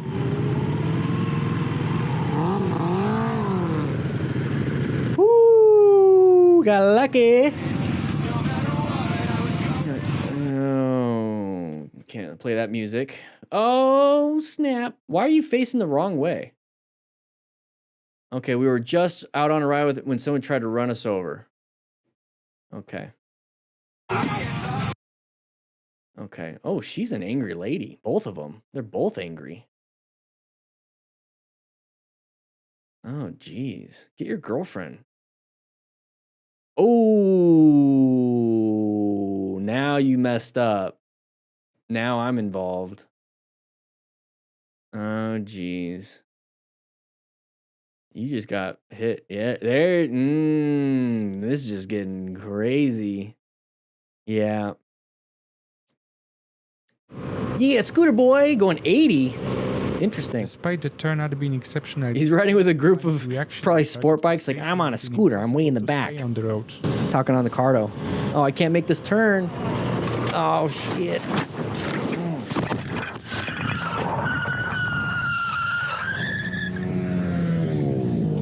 No gear. Let's see his hands. I want to see his hands. Let me see your hands, buddy. Let me see your hands. Let me see your hands.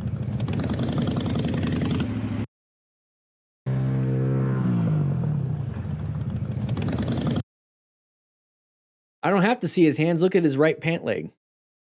That's what I saw. I saw a little discoloration. Look at his right pant leg. He just put his hands on his hips and slid them right down. Yeah, that's what happens. That's what happens when you don't have any gear. He just ripped up his hands. Now imagine if you have to go to work and you work with your hands, which most people do. They don't, well, some people work with their mouths. But you don't, now he can't work. Or it's going to be painful.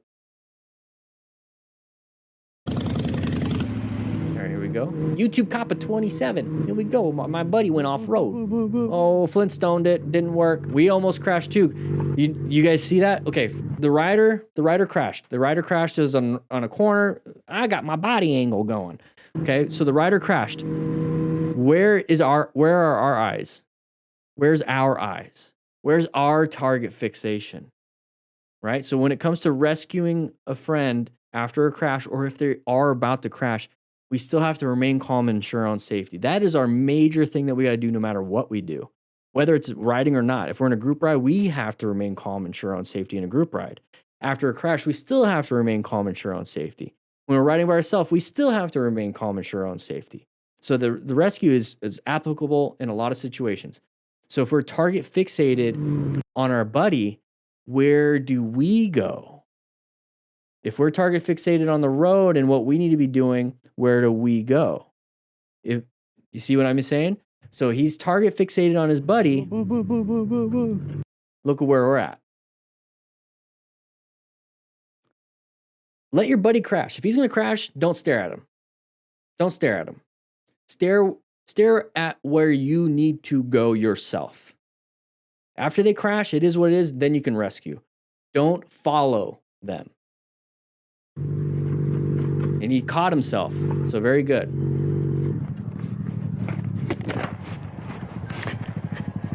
Ich bin He's doing.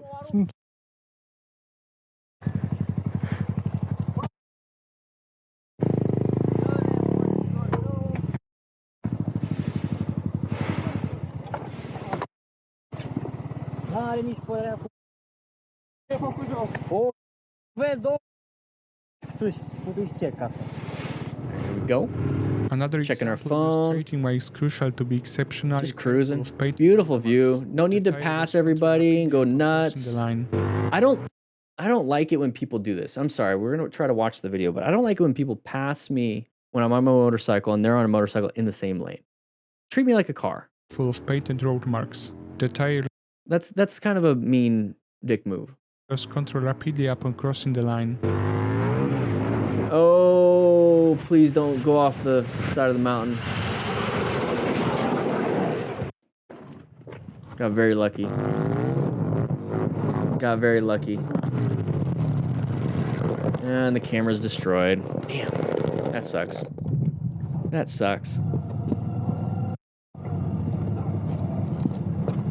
That's motorcycle crash on Palomar Mountain. Oh, geez. Not good. Not good. Nice slow speed maneuvers. Okay, practice that with the Smart Rider drills. Link in the description. Oh, not a fun thing. Yeah, slow speed to get yourself out of here. Person's being worked on. Pretty bad situation. Karen is watching because she has nothing better to do.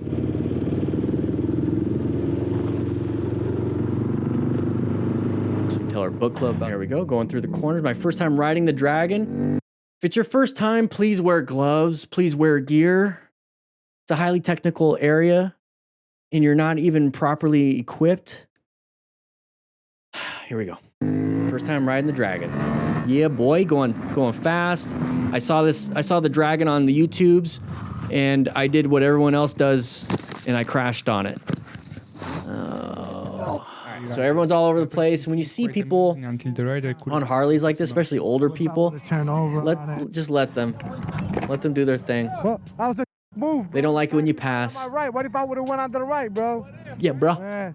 Yeah. Your muscles activated. Here we go.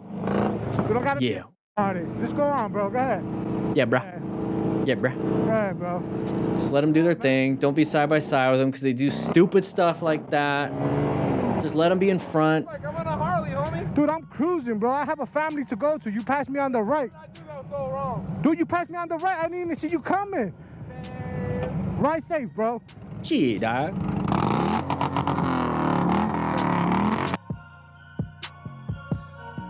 Wisconsin. Just let the idiot. It's the same thing with any car drivers, motorcycle riders, whatever it is. Let the idiots be in front. Because if they do something stupid in front of you, you have an opportunity to swerve out of the way of their stupidity. Drinking, bro. Here we go, having some fun in the corners. Yeah, we're gonna go and make it through. Okay, not a big deal. Oh, that's a big deal. Oh, geez. Got very close. Now, what happened? There's what happened. Not very fun. Cool thing, though, okay? We can't do much here other than swerve out of the way. So he did a good job there. But the cool thing, though, is that he's using his rock form mount. So link in the description for a discount there for his GPS. So if you notice, he has a sharp right turn coming up ahead. It's going to go straight for a little bit. Then we have a left turn. It's going to straight for a little bit, left turn. And it's going to be a little bit of like in and out, a little bit like that. So using your phone GPS on your handlebars just like that, and I use rock form. So link in the description for a discount there. I use that right there so I can have a mini map when I'm riding. I have a little mini map. I know what's coming up. I'm not going to have any surprises. Then if I see it's going to be a super sharp turn, ooh, I don't have any surprises. And I also look for signage, making sure you look for the signs also. But this is a good thing, not to stare at, but glance at it. Look up, glance. Look up, glance. Very lucky. Very lucky. All right, lane filtering, because all the vehicles are stopped. Okay, very easy, very easy. Oh, lady, what the? Why do people? There's never been a situation in my life where I needed to open the car door when I'm stopped. Unless I'm throwing, well, I guess when I'm throwing up, but I haven't done that since I was in my early 20s. But what are we doing? Lady, what are you doing? I didn't touch you, love. Get back into your car. Look, I've got you on camera, love. Get back into your car, you crazy woman. You shut up. Move.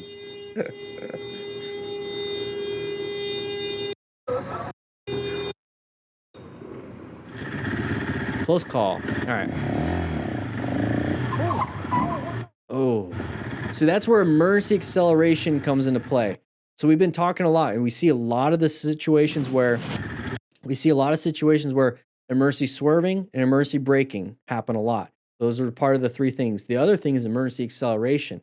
So if we don't see this coming out, like as we're going, if we try to we can probably brake right here, but if we're still moving right here,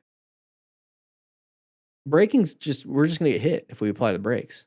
If we swerve left, we're gonna get hit. We swerve right, it's not gonna do much. This is where emergency, oh crap, accelerate out. So you have to get used to being able to do that. And so I practice when it comes to intersections right here. So I just did slow progressive braking to get to the intersection. That's my practice mode. I practice that. Now, when it turns green, I look left, look right. And when it's safe to do so, I practice emergency acceleration to the speed limit. So right here is when you practice that emergency acceleration when it's clear, obviously. But practice this so that you get to a point where it's like, oh, it's easy to just do that. And I have control. And it's easy. And I know what to do.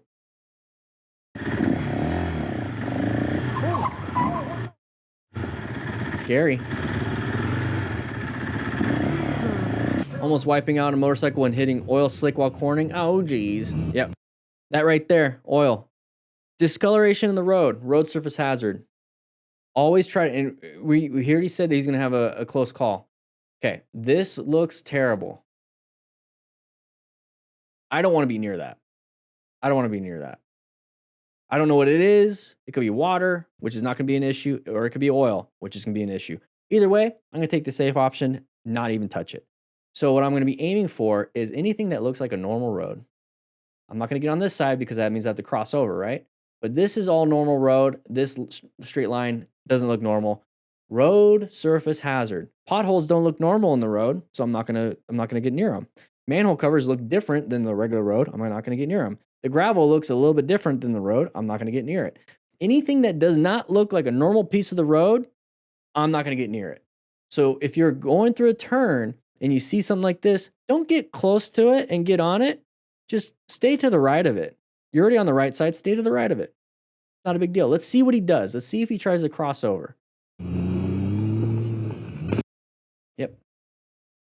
Just stay on the other side. Just stay on the other side until you're straight at least. See, look, it's gone. Just stay to the right of it.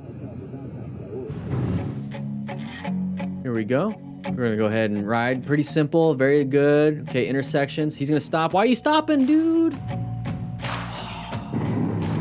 Why'd you stop? Whoa. Why'd you stop?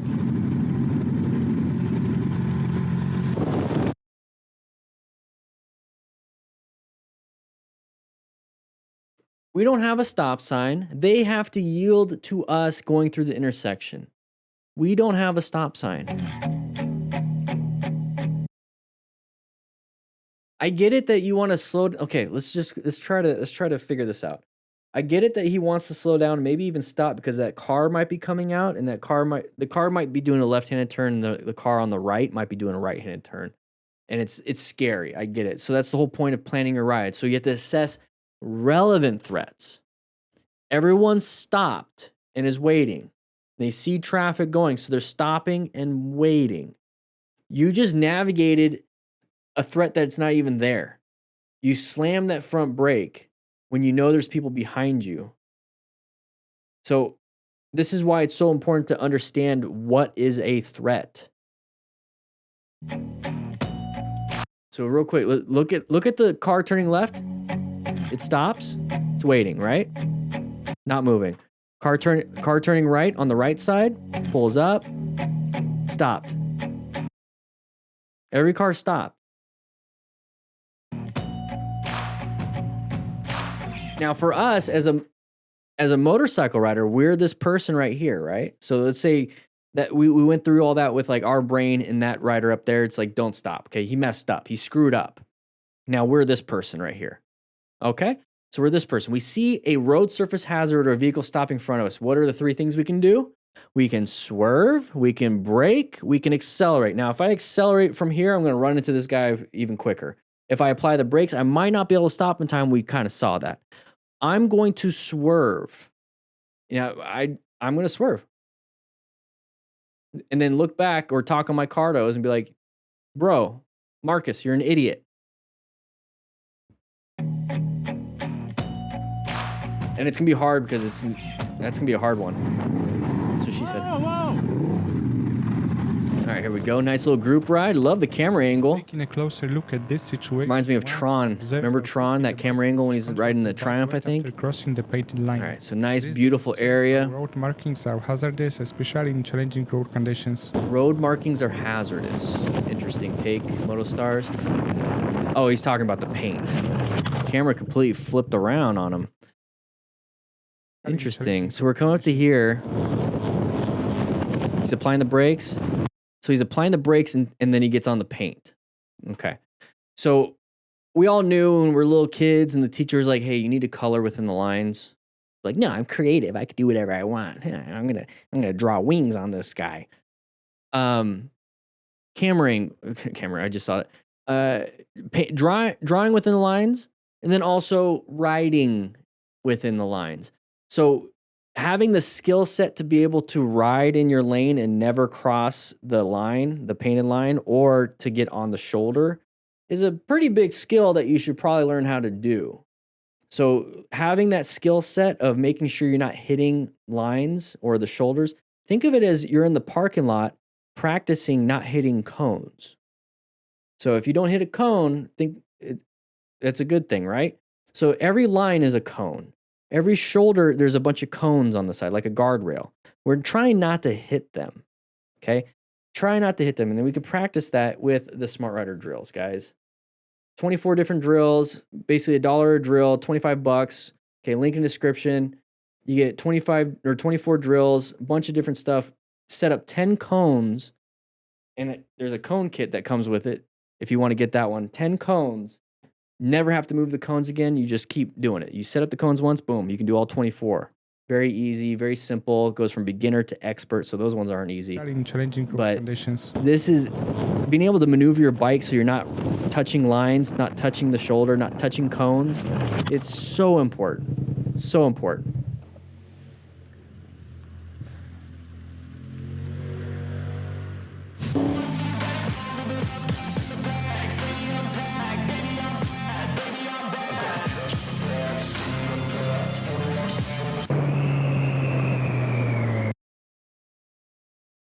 Vlad Prunas sent 5 gifted memberships on YouTube. Thank you very much. Thank you for sending those gifted memberships. Was it because I was dancing? You liked it, huh? So we're going pretty fast. Pinned it all the way down. Pinned. Yeah, buddy. Yeah, going crazy. Oh, what is that? Open lane pattern. Open lane pattern decided, hey, I don't want to be stuck behind these vehicles either. And switched over. Probably couldn't anticipate that we were going fast. Couldn't really see us because we're such a tiny little dot back here. And then all of a sudden it's hard to see. And then we made the decision. It's like, crap. Poor choices.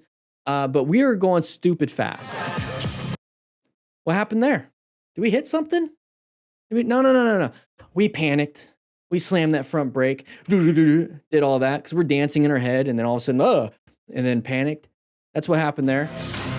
Which messed us up, and now it put us off the side on less traction grass. And then we hit a nice little wood pole. So right here, person does this. They come out.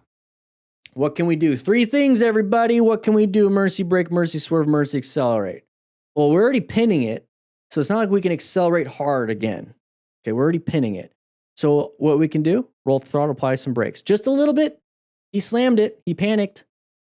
The whole point is perceiving this could happen so you don't panic, right? Should have saw the open lane pattern, wasn't paying attention to this channel. So he slammed it. So just a little bit of brake pressure and get off on the line. Get close to the line. A little brake pressure, get close to the line, let them in. They're like, ooh, crap, I need to check my pants now. And then once they get out of the way, then you can go. But no, we panicked. Yoink. That's what happened. The front tire just kind of locked up and lost traction. We released it, thankfully. But it lost traction. It's like, oh, crap. And then it gained traction again. And then we hit that right there. Oh, man. That's not good. Look, we were falling down beforehand and probably slammed the front brake first. Destroyed.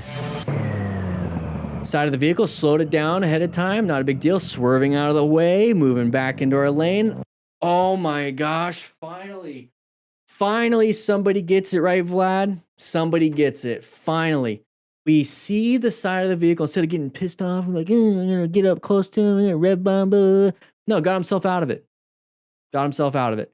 So slow down, even though he's fast as fuck. He slowed down and sees it. Not a big deal. Did a head check. Love it. It has enough time because he's going slow. Did a head check. Moved over. Now we're here, right? We swerved out of the way. New position for safety. Oh, crap. We have the grass in front of us. If I keep going, it's not going to be a position for safety. So I need to locate that hazardous situation in front of me. The grass. Is it a relevant threat? Yes, it's in my path of travel. I must navigate around the grass now. Okay, cool. I navigated around the grass because I saw it, right? Now, am I in a new position for safety? Yes, I am. Is there any hazardous situations in front of me? Nope, I don't see any relevant threats. Not really. Maybe the parked car in front of me. But I can move out of the way because I'm not going super fast. So let's just go ahead and probably move to the right lane. Constantly rotate the plan method. Good job, man. Good job. Hey, same person. Oh, new rider. Whoa. Got lucky. Hopefully he didn't scratch up the vehicle. Aussie Motors. What do we got here? Hey, turn over, pull left. Oh. A quick decision to pull onto the shoulder and the rider in front couldn't react properly to the large amount of gravel on the roads.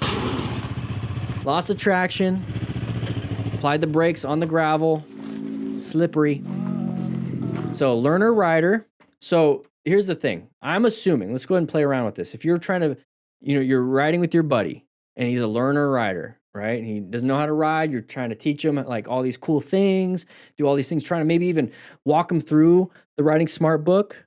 Maybe you're trying to walk him through it. Get yourself, first the book, but get yourself a Cardo because he's honking the horn and he's doing hand signals, which is forcing the rider in front to look back and be like, what do you want? Confusion. You can just talk to each other. There's a link in the description or on my bio on TikTok and all that other stuff where you can get a discount on the Cardo. So now you can talk to him. Be like, hey, pull over on the side of the road after this gravel. Don't apply the brakes on the gravel. Remember from the book? Yeah, don't apply that. Okay? So he applies the brakes really hard on the gravel when we could have done it way up here, not here.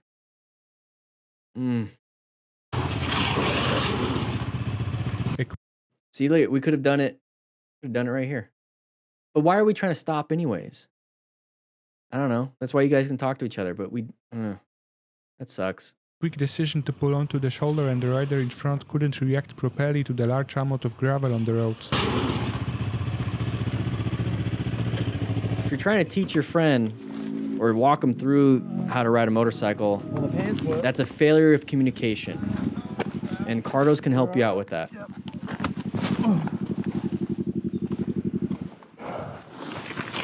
He's already got scratches on the left side, so he's probably dumped the bike a few times.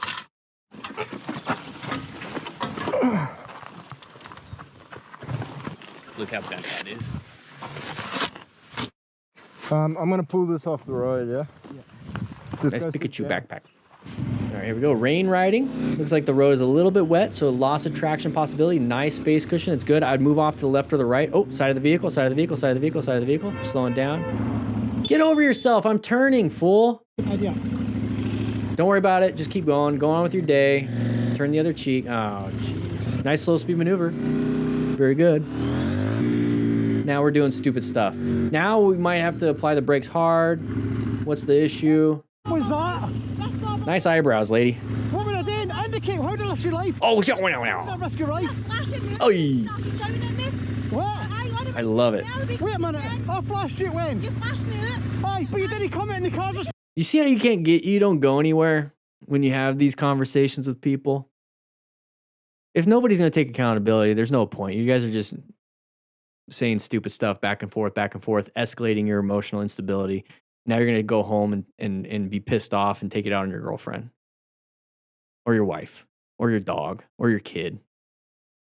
Like, just let it go. Let it go. Let it go.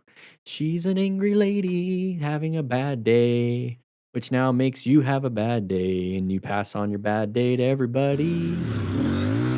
Just go. Get out of here. Just get out of here. Oh my gosh, we're not dealing with this. We're not dealing with this. Whatever. Fire a donut. Call it a day. Oh, did somebody chew on the cable? Now we don't have internet? Okay, side by side, don't do it. Side by side, don't do it. Either stay staggered. Staggered, not side by side, because he just came into our lane, scared us. Stay staggered, especially when you have all this room. I'm saying that over and over again. If you're riding by yourself, you're still in a group ride. You're in a group ride with other cars on the road. If you're in a group ride, what do we typically say for group rides? Staggered, right? Well, if you're in a group ride solo with cars on the road, staggered. Because if somebody wants to come over, they don't hit you. But if you're side by side, they want to come over, they hit you. That's the whole point of riding staggered in a group ride. It's the whole point of riding staggered with cars. Cruising along. Oh, vehicles side by side. You're going to try to pass. Yeah. Good swerve. Didn't see the open lane pattern because we were focused on ourselves. You guys saw that? That truck wanted to pass when they felt it was safe to do so because they're paying attention riding or driving with the flow of traffic. They're like, I'm going to get in the right lane because the vehicle in front of me is going slow. But we are over here rushing ourselves into situations where we don't need to. And so now we have to do an amazing swerve to get out of the way. So good job on the amazing swerve. But you don't need amazing expert level swerve or any skills to ride a motorcycle. You just need to ride defensively. You just need to ride using the plan method. You don't need these crazy skills. So that means anybody can ride a motorcycle if they just don't do a lot of the stuff we see on these MotorStars videos. Just ride normal. If you don't do that, you won't need the amazing skill. But good job. Good job. All right, Mountain Drew, here we go. Side of the vehicle, side of the vehicle, side of the vehicle. Oh, yeah. Slow down, slow down, slow down, slow down, slow down. Remain calm. Okay. Ensure your own safety. Whoa, holy cow. And then you can help. Holy cow. After you put yourself in a new position for safety. A white van nearly went ahead. I'm not going to read all that. It's a paragraph. You guys can if you want. So there you go. Good job. Remain calm. Ensure his safety. Now it's time to assess anybody, see if anybody's injured. Teenage drivers don't know what they're doing. Are you hurt? Todo bien? I wonder if he had paint on him from work or they had paint buckets in the car. And now he's got paint all over him. Okay. It's okay. Oh, there's the impact. That could still cause some whiplash to the driver of that Audi. Nobody's injured. Do you mind calling? Who's it? Is he okay? He's okay. He's shook up, but he's okay. He's shooken up. But yeah, with that said, we have another video, so please stay tuned. I'll see you on the next live stream. Here we go. Side of the vehicle, side of the vehicle. Are they coming out? Yeah, they are. Active threat, active threat. Good job with the brakes. Handled it. Perfect example of an intersection as a hazardous situation. Side of the vehicle giving you the pattern to recognize it's an intersection because it's hard to see. Intersections are hard to see. That's why streetlights are really important. Stop signs are really important. And then also watching for the side of a vehicle. You see the side of the truck when we get closer. When you see that, hey, intersection. Because if the road was going this way, why is the truck like this? Oh, that means intersection. Hazardous situation. I must assess if any relevant threats are coming up and navigate any active ones. Where are my escapes? What are the things that I can do to handle the situation? I only got 3. Okay, what do? I'm going to come up to it slowly so I can have braking as a solution. I'm going to look for left and right swerves. So I have swerving as a solution. And I already know I can go straight pretty quickly with an acceleration. I got that already. That's the point of locating. You are prepped and ready with the tools that you've been practicing with.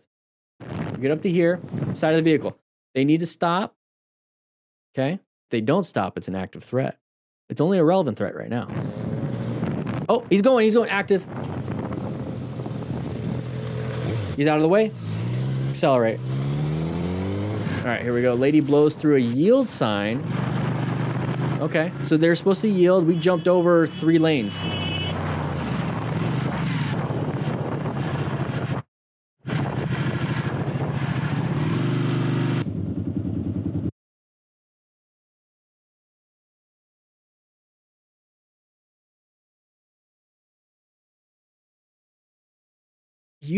You did this.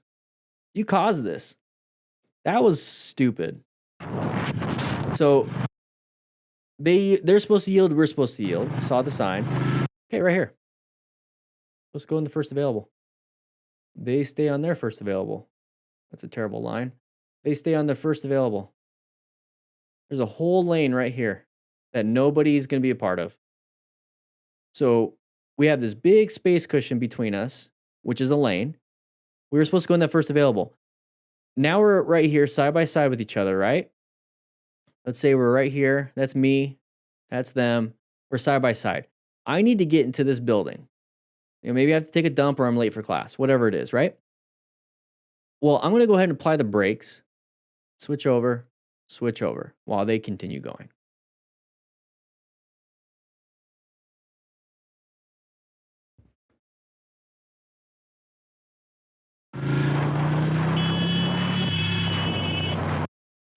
So it's either an ego problem or like I need to get to my class, or it's not even a class. It's just maybe he's trying to go to the gym. I don't know. It's a commercial building. He's trying to get there. So ego, right?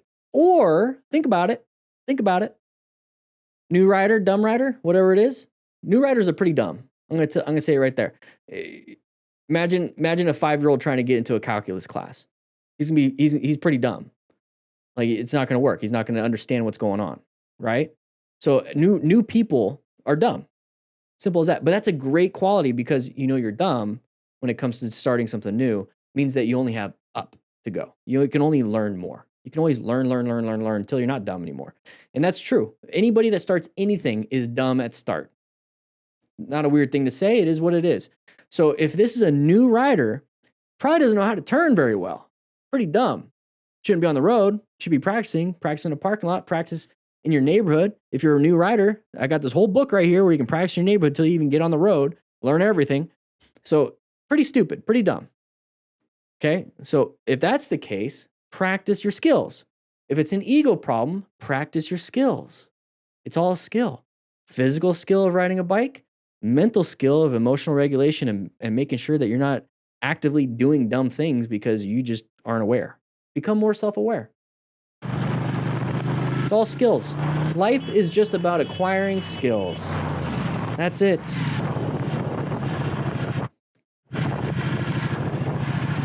And that's the other thing is that he blamed this lady blows through a yield sign. So now we're blaming, that's the thing. If we blame the lady, we don't grow. If we blame somebody else in a relationship when it comes to the mental skills, we don't grow. It's a weird thing to say, I always blame myself. I do, because it's my responsibility at all times. No matter what the situation, it's my responsibility how I respond to anything else. Now, it's not my responsibility, and I don't take accountability for how somebody else does something, but I'm accountable and I'm responsible for how I respond to that. And there's always a proper response. There's always a healthy boundary type response when it comes to anything. So if we're going to complain that, hey, the city didn't take care of the roads and that's why I crashed, it's your responsibility to understand how to get around those things, those road surface hazards like all those potholes or whatever. It's your responsibility. It's their responsibility to take care of the roads and they're not doing it. It's still your responsibility. You're choosing to be on the road. You're choosing to be in that relationship. You're choosing. So you're an active participant. You're accountable for your behavior. You're accountable for your skill acquisition. Although the rider behind Nice space take cushion, distance, nice he line of wasn't focused sight. enough, and the first dimension Yeah, you got to focus situation though. ended with Just because you have a good just space braking. cushion doesn't mean you're going to be able to maintain it if you don't focus. Filming with a potato.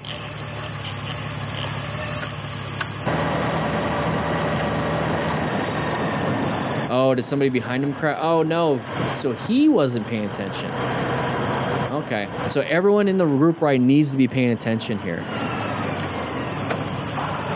Oh.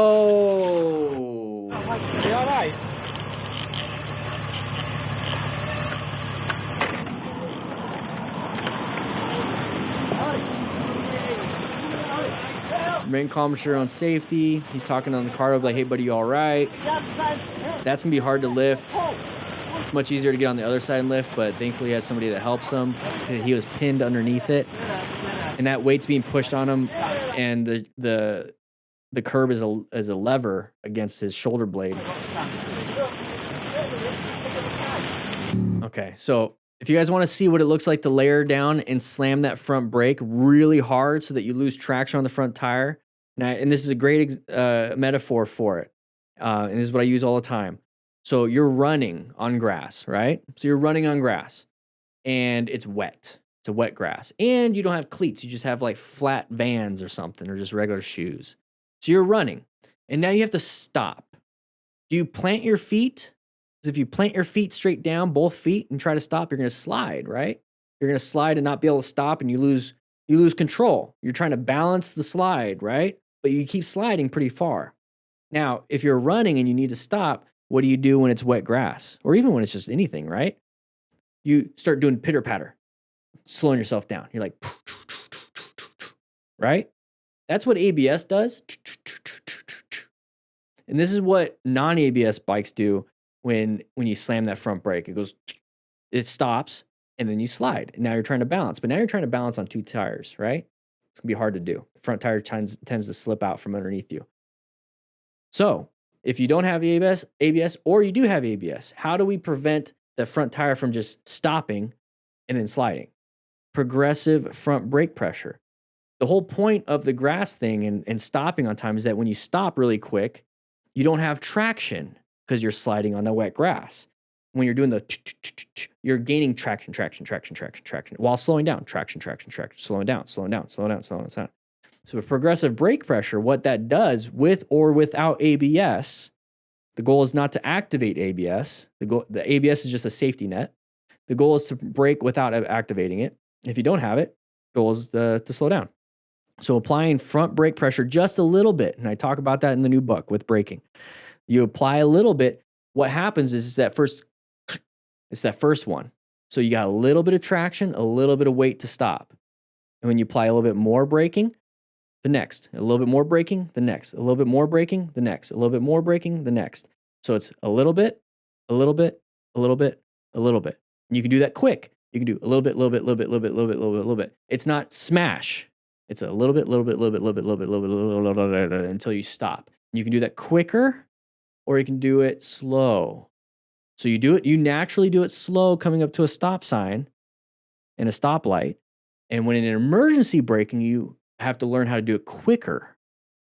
That's it. So you can practice that quicker part in a parking lot. You can practice the slow version of it, going to just riding around stop signs, stoplights, and all that other stuff. If you want to practice when you're out riding, you don't want to go to a parking lot, just treat the stoplight. Don't like, hey, I'm going to go up to it quick and then now do it.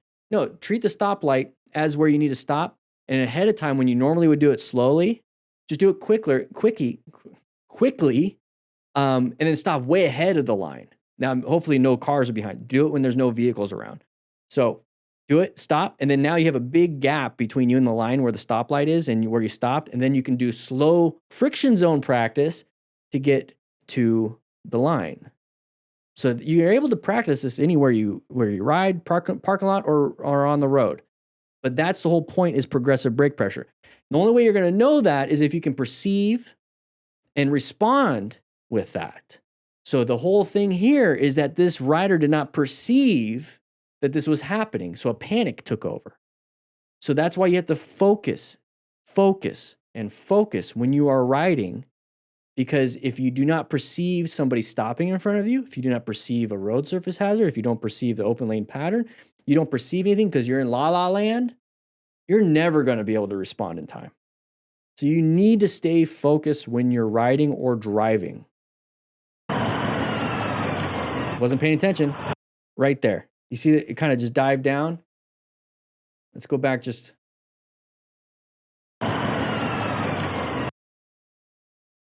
Watch the headlight. You see the headlight just goes, it does this. That's the moment he applied brake pressure. And then he slammed it too much and then he dumped it. Ready?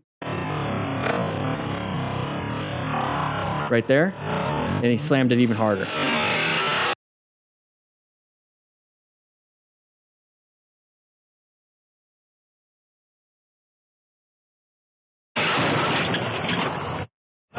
You all right?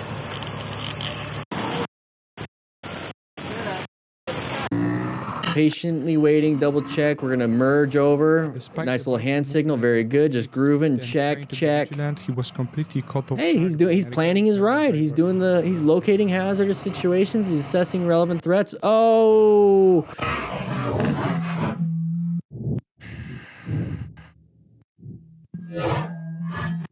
Yeah. Listen, man, are you okay? I'm gonna call right now. Very good.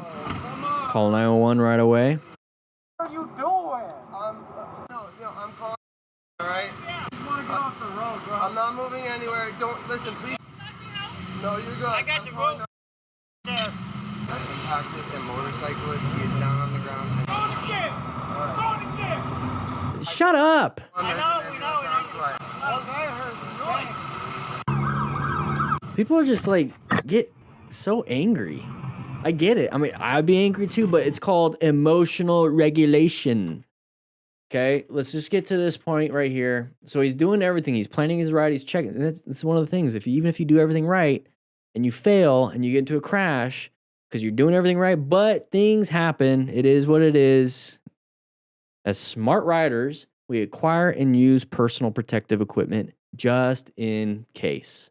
Not wearing gloves, he's wearing a helmet at least, but it fell off, so make sure you strap it in. Make sure you're wearing full gear just in case. Hopefully it's going to mitigate severity of injury. So he's looking, he did a lane change. He's going to do a lane change. Checked again, did a lane change. Okay, right here. What do we do? 3 things. Mercy brake, mercy swerve, mercy accelerate. Mercy accelerate into this situation, cause more problems. Mercy swerving to the right, we're going to kind of intersect. I would do a hard swerve to the left as best I can and try to get right here as best I can. Okay, cool, right?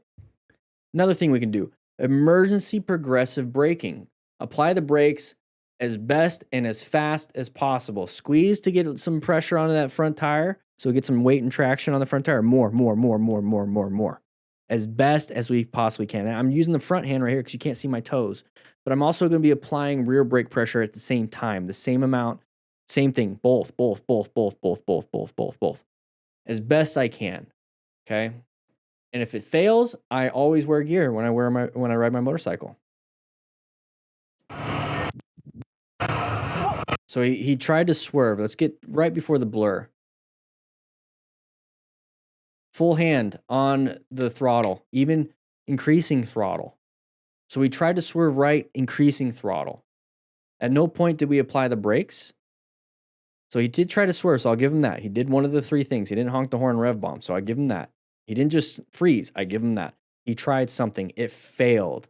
And that's the whole point of an after-action review is we find the failure points, we find the successes, we try to figure out what went right, what went wrong, and then use this information so that we are now educated guessers, educated people to learn what we can and can't do. So right here, wear gear, don't accelerate into the curve or into where the car's going with a swerve. In this situation, it would have been best to apply the brakes or swerve hard left. Simple as that.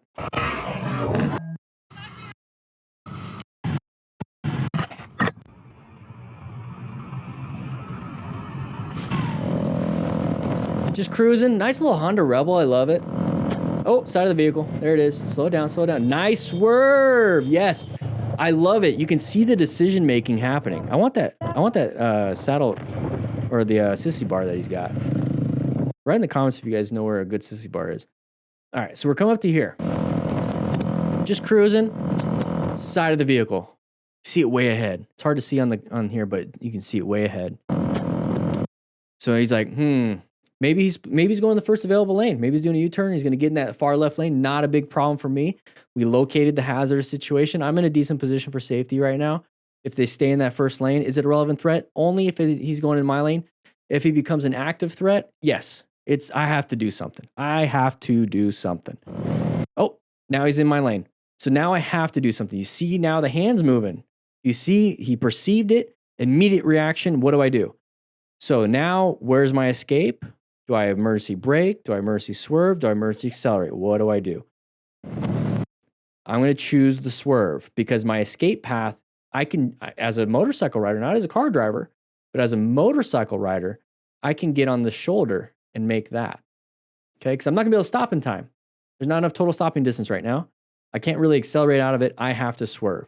And swerving is gonna be a big one that you do a lot. Braking and making sure that you can get it, you perceive it ahead of time, you have enough space cushion, that works a lot.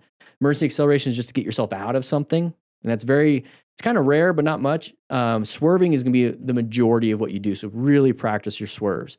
And practice a swerve that goes from one lane to the next. Don't just be like, I did a little baby swerve. No, practice big swerves, which are just lane changes. So one thing I do when I'm riding on the road, if there's no traffic, let's say I'm on the far right of this lane, and I'm like, okay, there's no traffic. Okay. All right, it's time to practice my swerves. So I'm going to swerve hard until I get into the middle of the next lane. I know the line is weird, but it's going to be different when you're actually doing it. But I'm going to swerve from far right of this lane to middle or far left of this lane over here. That's a practice of a full swerve. I don't want you guys being like, oh yeah, I practice my swerves all the time. I start right here and I swerve right here. It's like, that's a swerve. That's great. But you want to practice a big swerve because if you do big swerves, this is going to be easy. If all you do is practice this one, a big swerve is going to be hard. So go further as best you can. So good job on the swerve. Chose to honk the horn. I wouldn't waste any movements. I'd make sure I'm safe. I wouldn't do that just because I would focus on ahead. But good job. Good job. All right, everybody, we have a MotoStars video today. We have a bunch of crashes and close calls. We have a Harley there, and this guy crashes. So let's go ahead and take a look. I told myself I was not going to pause, but the main thing here is that we're going to learn how to ride a motorcycle by watching other people crash, because we're going to try to figure out what they did right and what they did wrong. Let's jump right into it. Hey there, welcome to the channel. So let's take a look. As usual, we've got a lot of unexpected. Yeah, thank you, MotoStars is an older video, so we're passing people on a double yellow, not a big deal, but that's a stop sign because other traffic's not going to stop. And ride safe. Oh, didn't make the turn. Navigate that turn much easier. Probably scared, panicked because we're trying to get through everything, follow all our buddies, and we know traffic was coming. So guys, practice your slow speed, sharp turns with the Smart Rider drills, 24 drills right there. Never have to move the cones once you lay them down, and you can just practice that acceleration around that cone to get out of there. It's kind of like Moto Gymkhana. But I think that's what the case was. We're trying to keep up with our friends, go through the stop sign. Try to get cell service to call her husband. Oh, jeez. Try to get through and accelerate, but they went wide because we accelerated. All right, we got a turn right here. Oh! Dude, that dog, man. They need to keep these dogs on, like, in the gate or have, like, an electric collar that has a perimeter. What the fuck? What is this? Okay, this has nothing to do with trying to learn outside of people watching. I like people watching. Around here. No. What the? Challenging. All right, here we go. Turning, planning our ride, locating hazardous situations. Turns and corners are hazardous situations. We went too fast in the corner, got very lucky. Very lucky we didn't go off road. All right, so we're planning our ride right here. What are we gonna do? Wheelies? Are we no, we're gonna do a burnout. See how we're losing traction on the rear tire? Okay, cool and all. But we're gonna just gain traction real quick and then dump it. No, we just never gained traction, just kind of dumped it. We lost all our traction, lost all our tread on our tires. High risk, high skill. If you want to do it, cool. Make sure you have protection for the motorcycle. Make sure you have protection for your body As smart riders, we acquire and use personal protective equipment just in case we fall down and crash or whatever it is. It's going to mitigate a lot of our injuries, hopefully. All right. So he's recording on his phone. Pretty cool. All right. So we have any traffic left and the right. We're going to do a sharp right turn. Failed our friction and clutch control. Like I said, the smart rider drills. You practice that. Get good at it. Try to beat my time. My time's in here. I have QR codes on it so you can scan it and watch me do it. Try to beat my time. I bet you can't do it. I bet you can't do it. All right, that's how you lift it up. You put the side stand down, get behind it, and lift like you're deadlifting behind you. He wants to do the full. All right, here we go. Looks like Florida. Open lane pattern. Nope. Unfortunately, it's unclear. Okay, we're going to go ahead and pass over. Watch out. Aggressive manner, he decided. If you don't know what open lane pattern is, make sure you get the book or watch more of my videos. I talk about it all the time. Slow-mo. Ah, cut it pretty close. Guy's being a D-bag, but it is what it is. Don't worry about it. Just let them be in front, so if they do something stupid again, we can swerve away. But chasing them down is going to increase your speed, put you in a more hazardous situation. Douchebag. Little douche. Not a big deal. Side by side, easily get hit. Stay staggered with other cars. Stay staggered with other cars, guys. Don't be doing this, because now you're not paying attention to what's up ahead. You're just gonna keep doing this, huh? Just gonna keep doing this? Just stay away from them, okay? We have a bunch of traffic up ahead. Let's focus on the traffic. Let's get away. We did an open lane pattern. We switched to the open lane. Okay, so good example there. Stay away. Don't get in the middle. Oh, my adrenaline. All I did was see red. Oh my gosh, I'm ready to fight. What's wrong now? Scared? You scared? You got a big truck. You could easily run me off the road. You scared? Yeah, you want to fight? I can't control my emotions. I'm so angry all the time. Roll it down. Can't wait to go home and punch another hole in the wall of my apartment. Yeah. Dude, moving on. Jesus. Get out of here. Him. Oh my gosh. About 2 inches? Dude, Jay, go away. Here. Oh my gosh. I'm not There afraid. we go. I'm not afraid of you. I'm so scared. Look at my thong. Okay. All right, so we're gonna hit some ice. There it is. Okay, so at this point, yeah, you can put your feet down for like skids, roll off the throttle, and just coast on it, yeah. All right, here we go. Pelly J. Write in the comments if you have any tips for any of these things, because I'm just powering through them. No chance to the biker. Let's join the conversation here, everybody. Oh no, weren't paying attention. We got sideswiped. We hit something there. We dumped it. Hopefully no injuries to our radius ulna. We got some injuries to the left side. Hopefully not our leg. Good job having a great helmet. All right, what do we have here? This is the view now. Open lane pattern. They're going to switch lanes on us. Oh, they wanted to make a full right turn. Idiots. It happens, though. It happens. So that's why we have to swerve. We have 3 things we can do. Emergency swerve, emergency brake, emergency acceleration. This is one of those emergency swerve situations. All right, cars can lane split. Not effectively, but they can. You can do anything you want.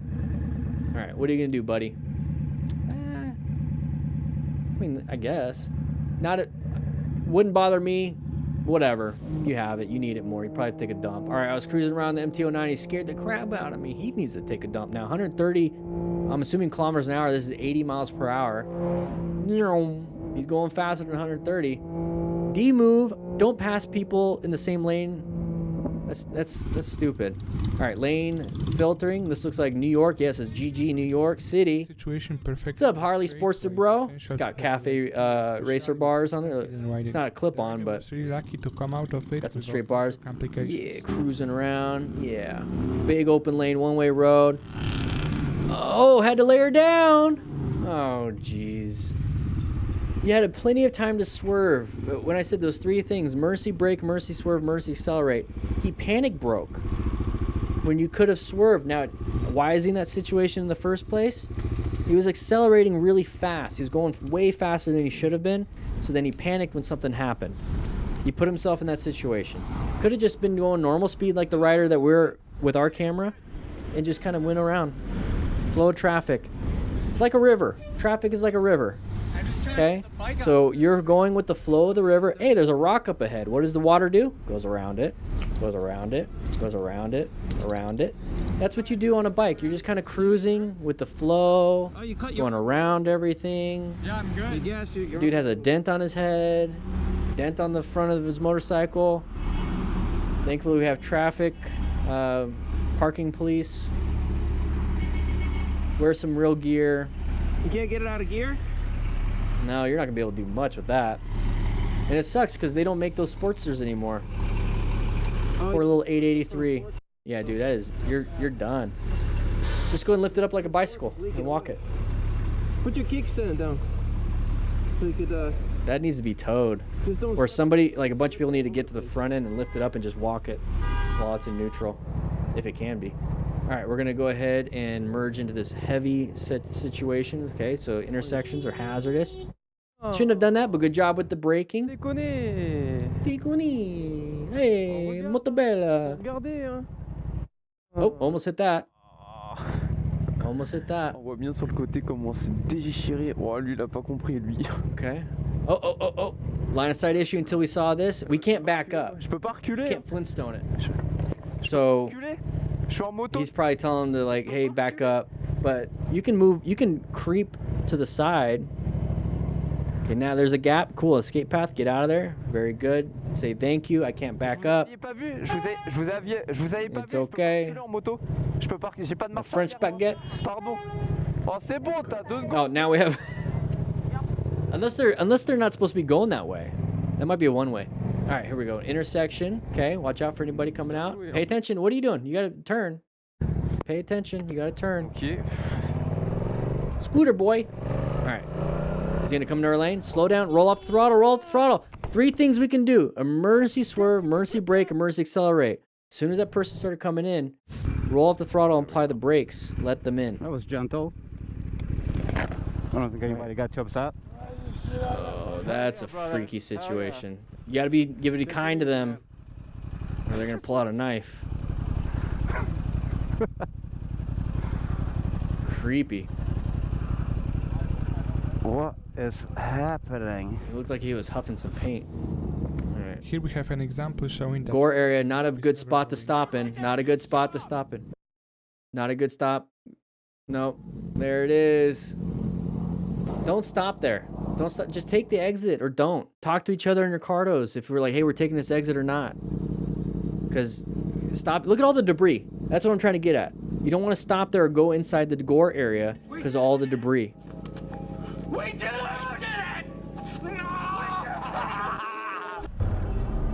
right. Lane filter and climate activists met with this.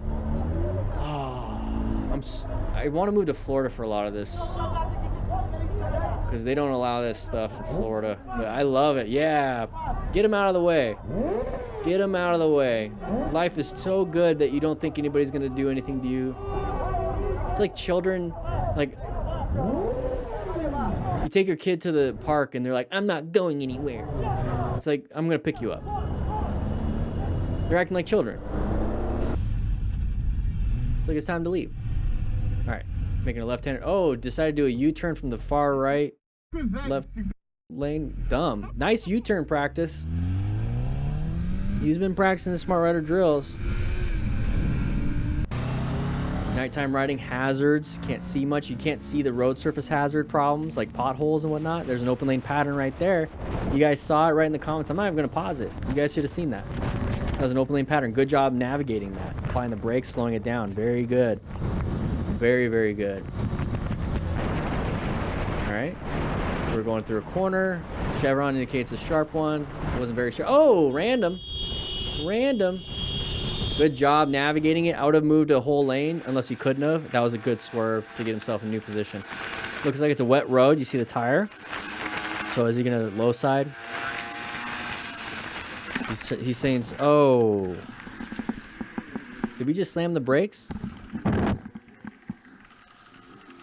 Did he just slam the brakes? Because that's what typically happens. You slam the brakes, you lose traction on the front tire and it dumps it. That's why progressive brake pressure is very important. All right, what do we got here? Slicks 46. We're all gonna merge together. There's that car right there. Are they gonna stay in the first available lane? Nope. So when you see a merge area happen, just wait until everyone stabilizes before you start passing people or getting close, because they might come at you. Are we on a bicycle or e-bike? Why are we riding on the shoulder like that? Oh, look at this guy trying to cut me off. Oh, ain't that cute? Oh, shut up. You shouldn't have been doing that. Now he's trying not to look. Shouldn't have been doing that, Ducati dads. That's not a very smart thing to do. I gotta mute that. I don't know if it's copyrighted music. It probably is. All right, so this guy's just being an idiot. You know, the truck was just driving in his lane. What do we got here? Random vehicle stopped. Okay, not your... Oh. Probably couldn't see us because the vehicle stopped, was blocking our line of sight. Couldn't see much there. So with that said, though, thank you guys for following me on that video. It's 13 minutes. I appreciate it. But this is during the live stream. Make sure you sign up by hitting the subscribe button and becoming a subscriber so you can watch when we do these live streams every Tuesday at 11 a.m. Mountain Standard Time. With that said, hope you guys ride safe, be safe, grab a slice of pizza, and I'll see you guys later.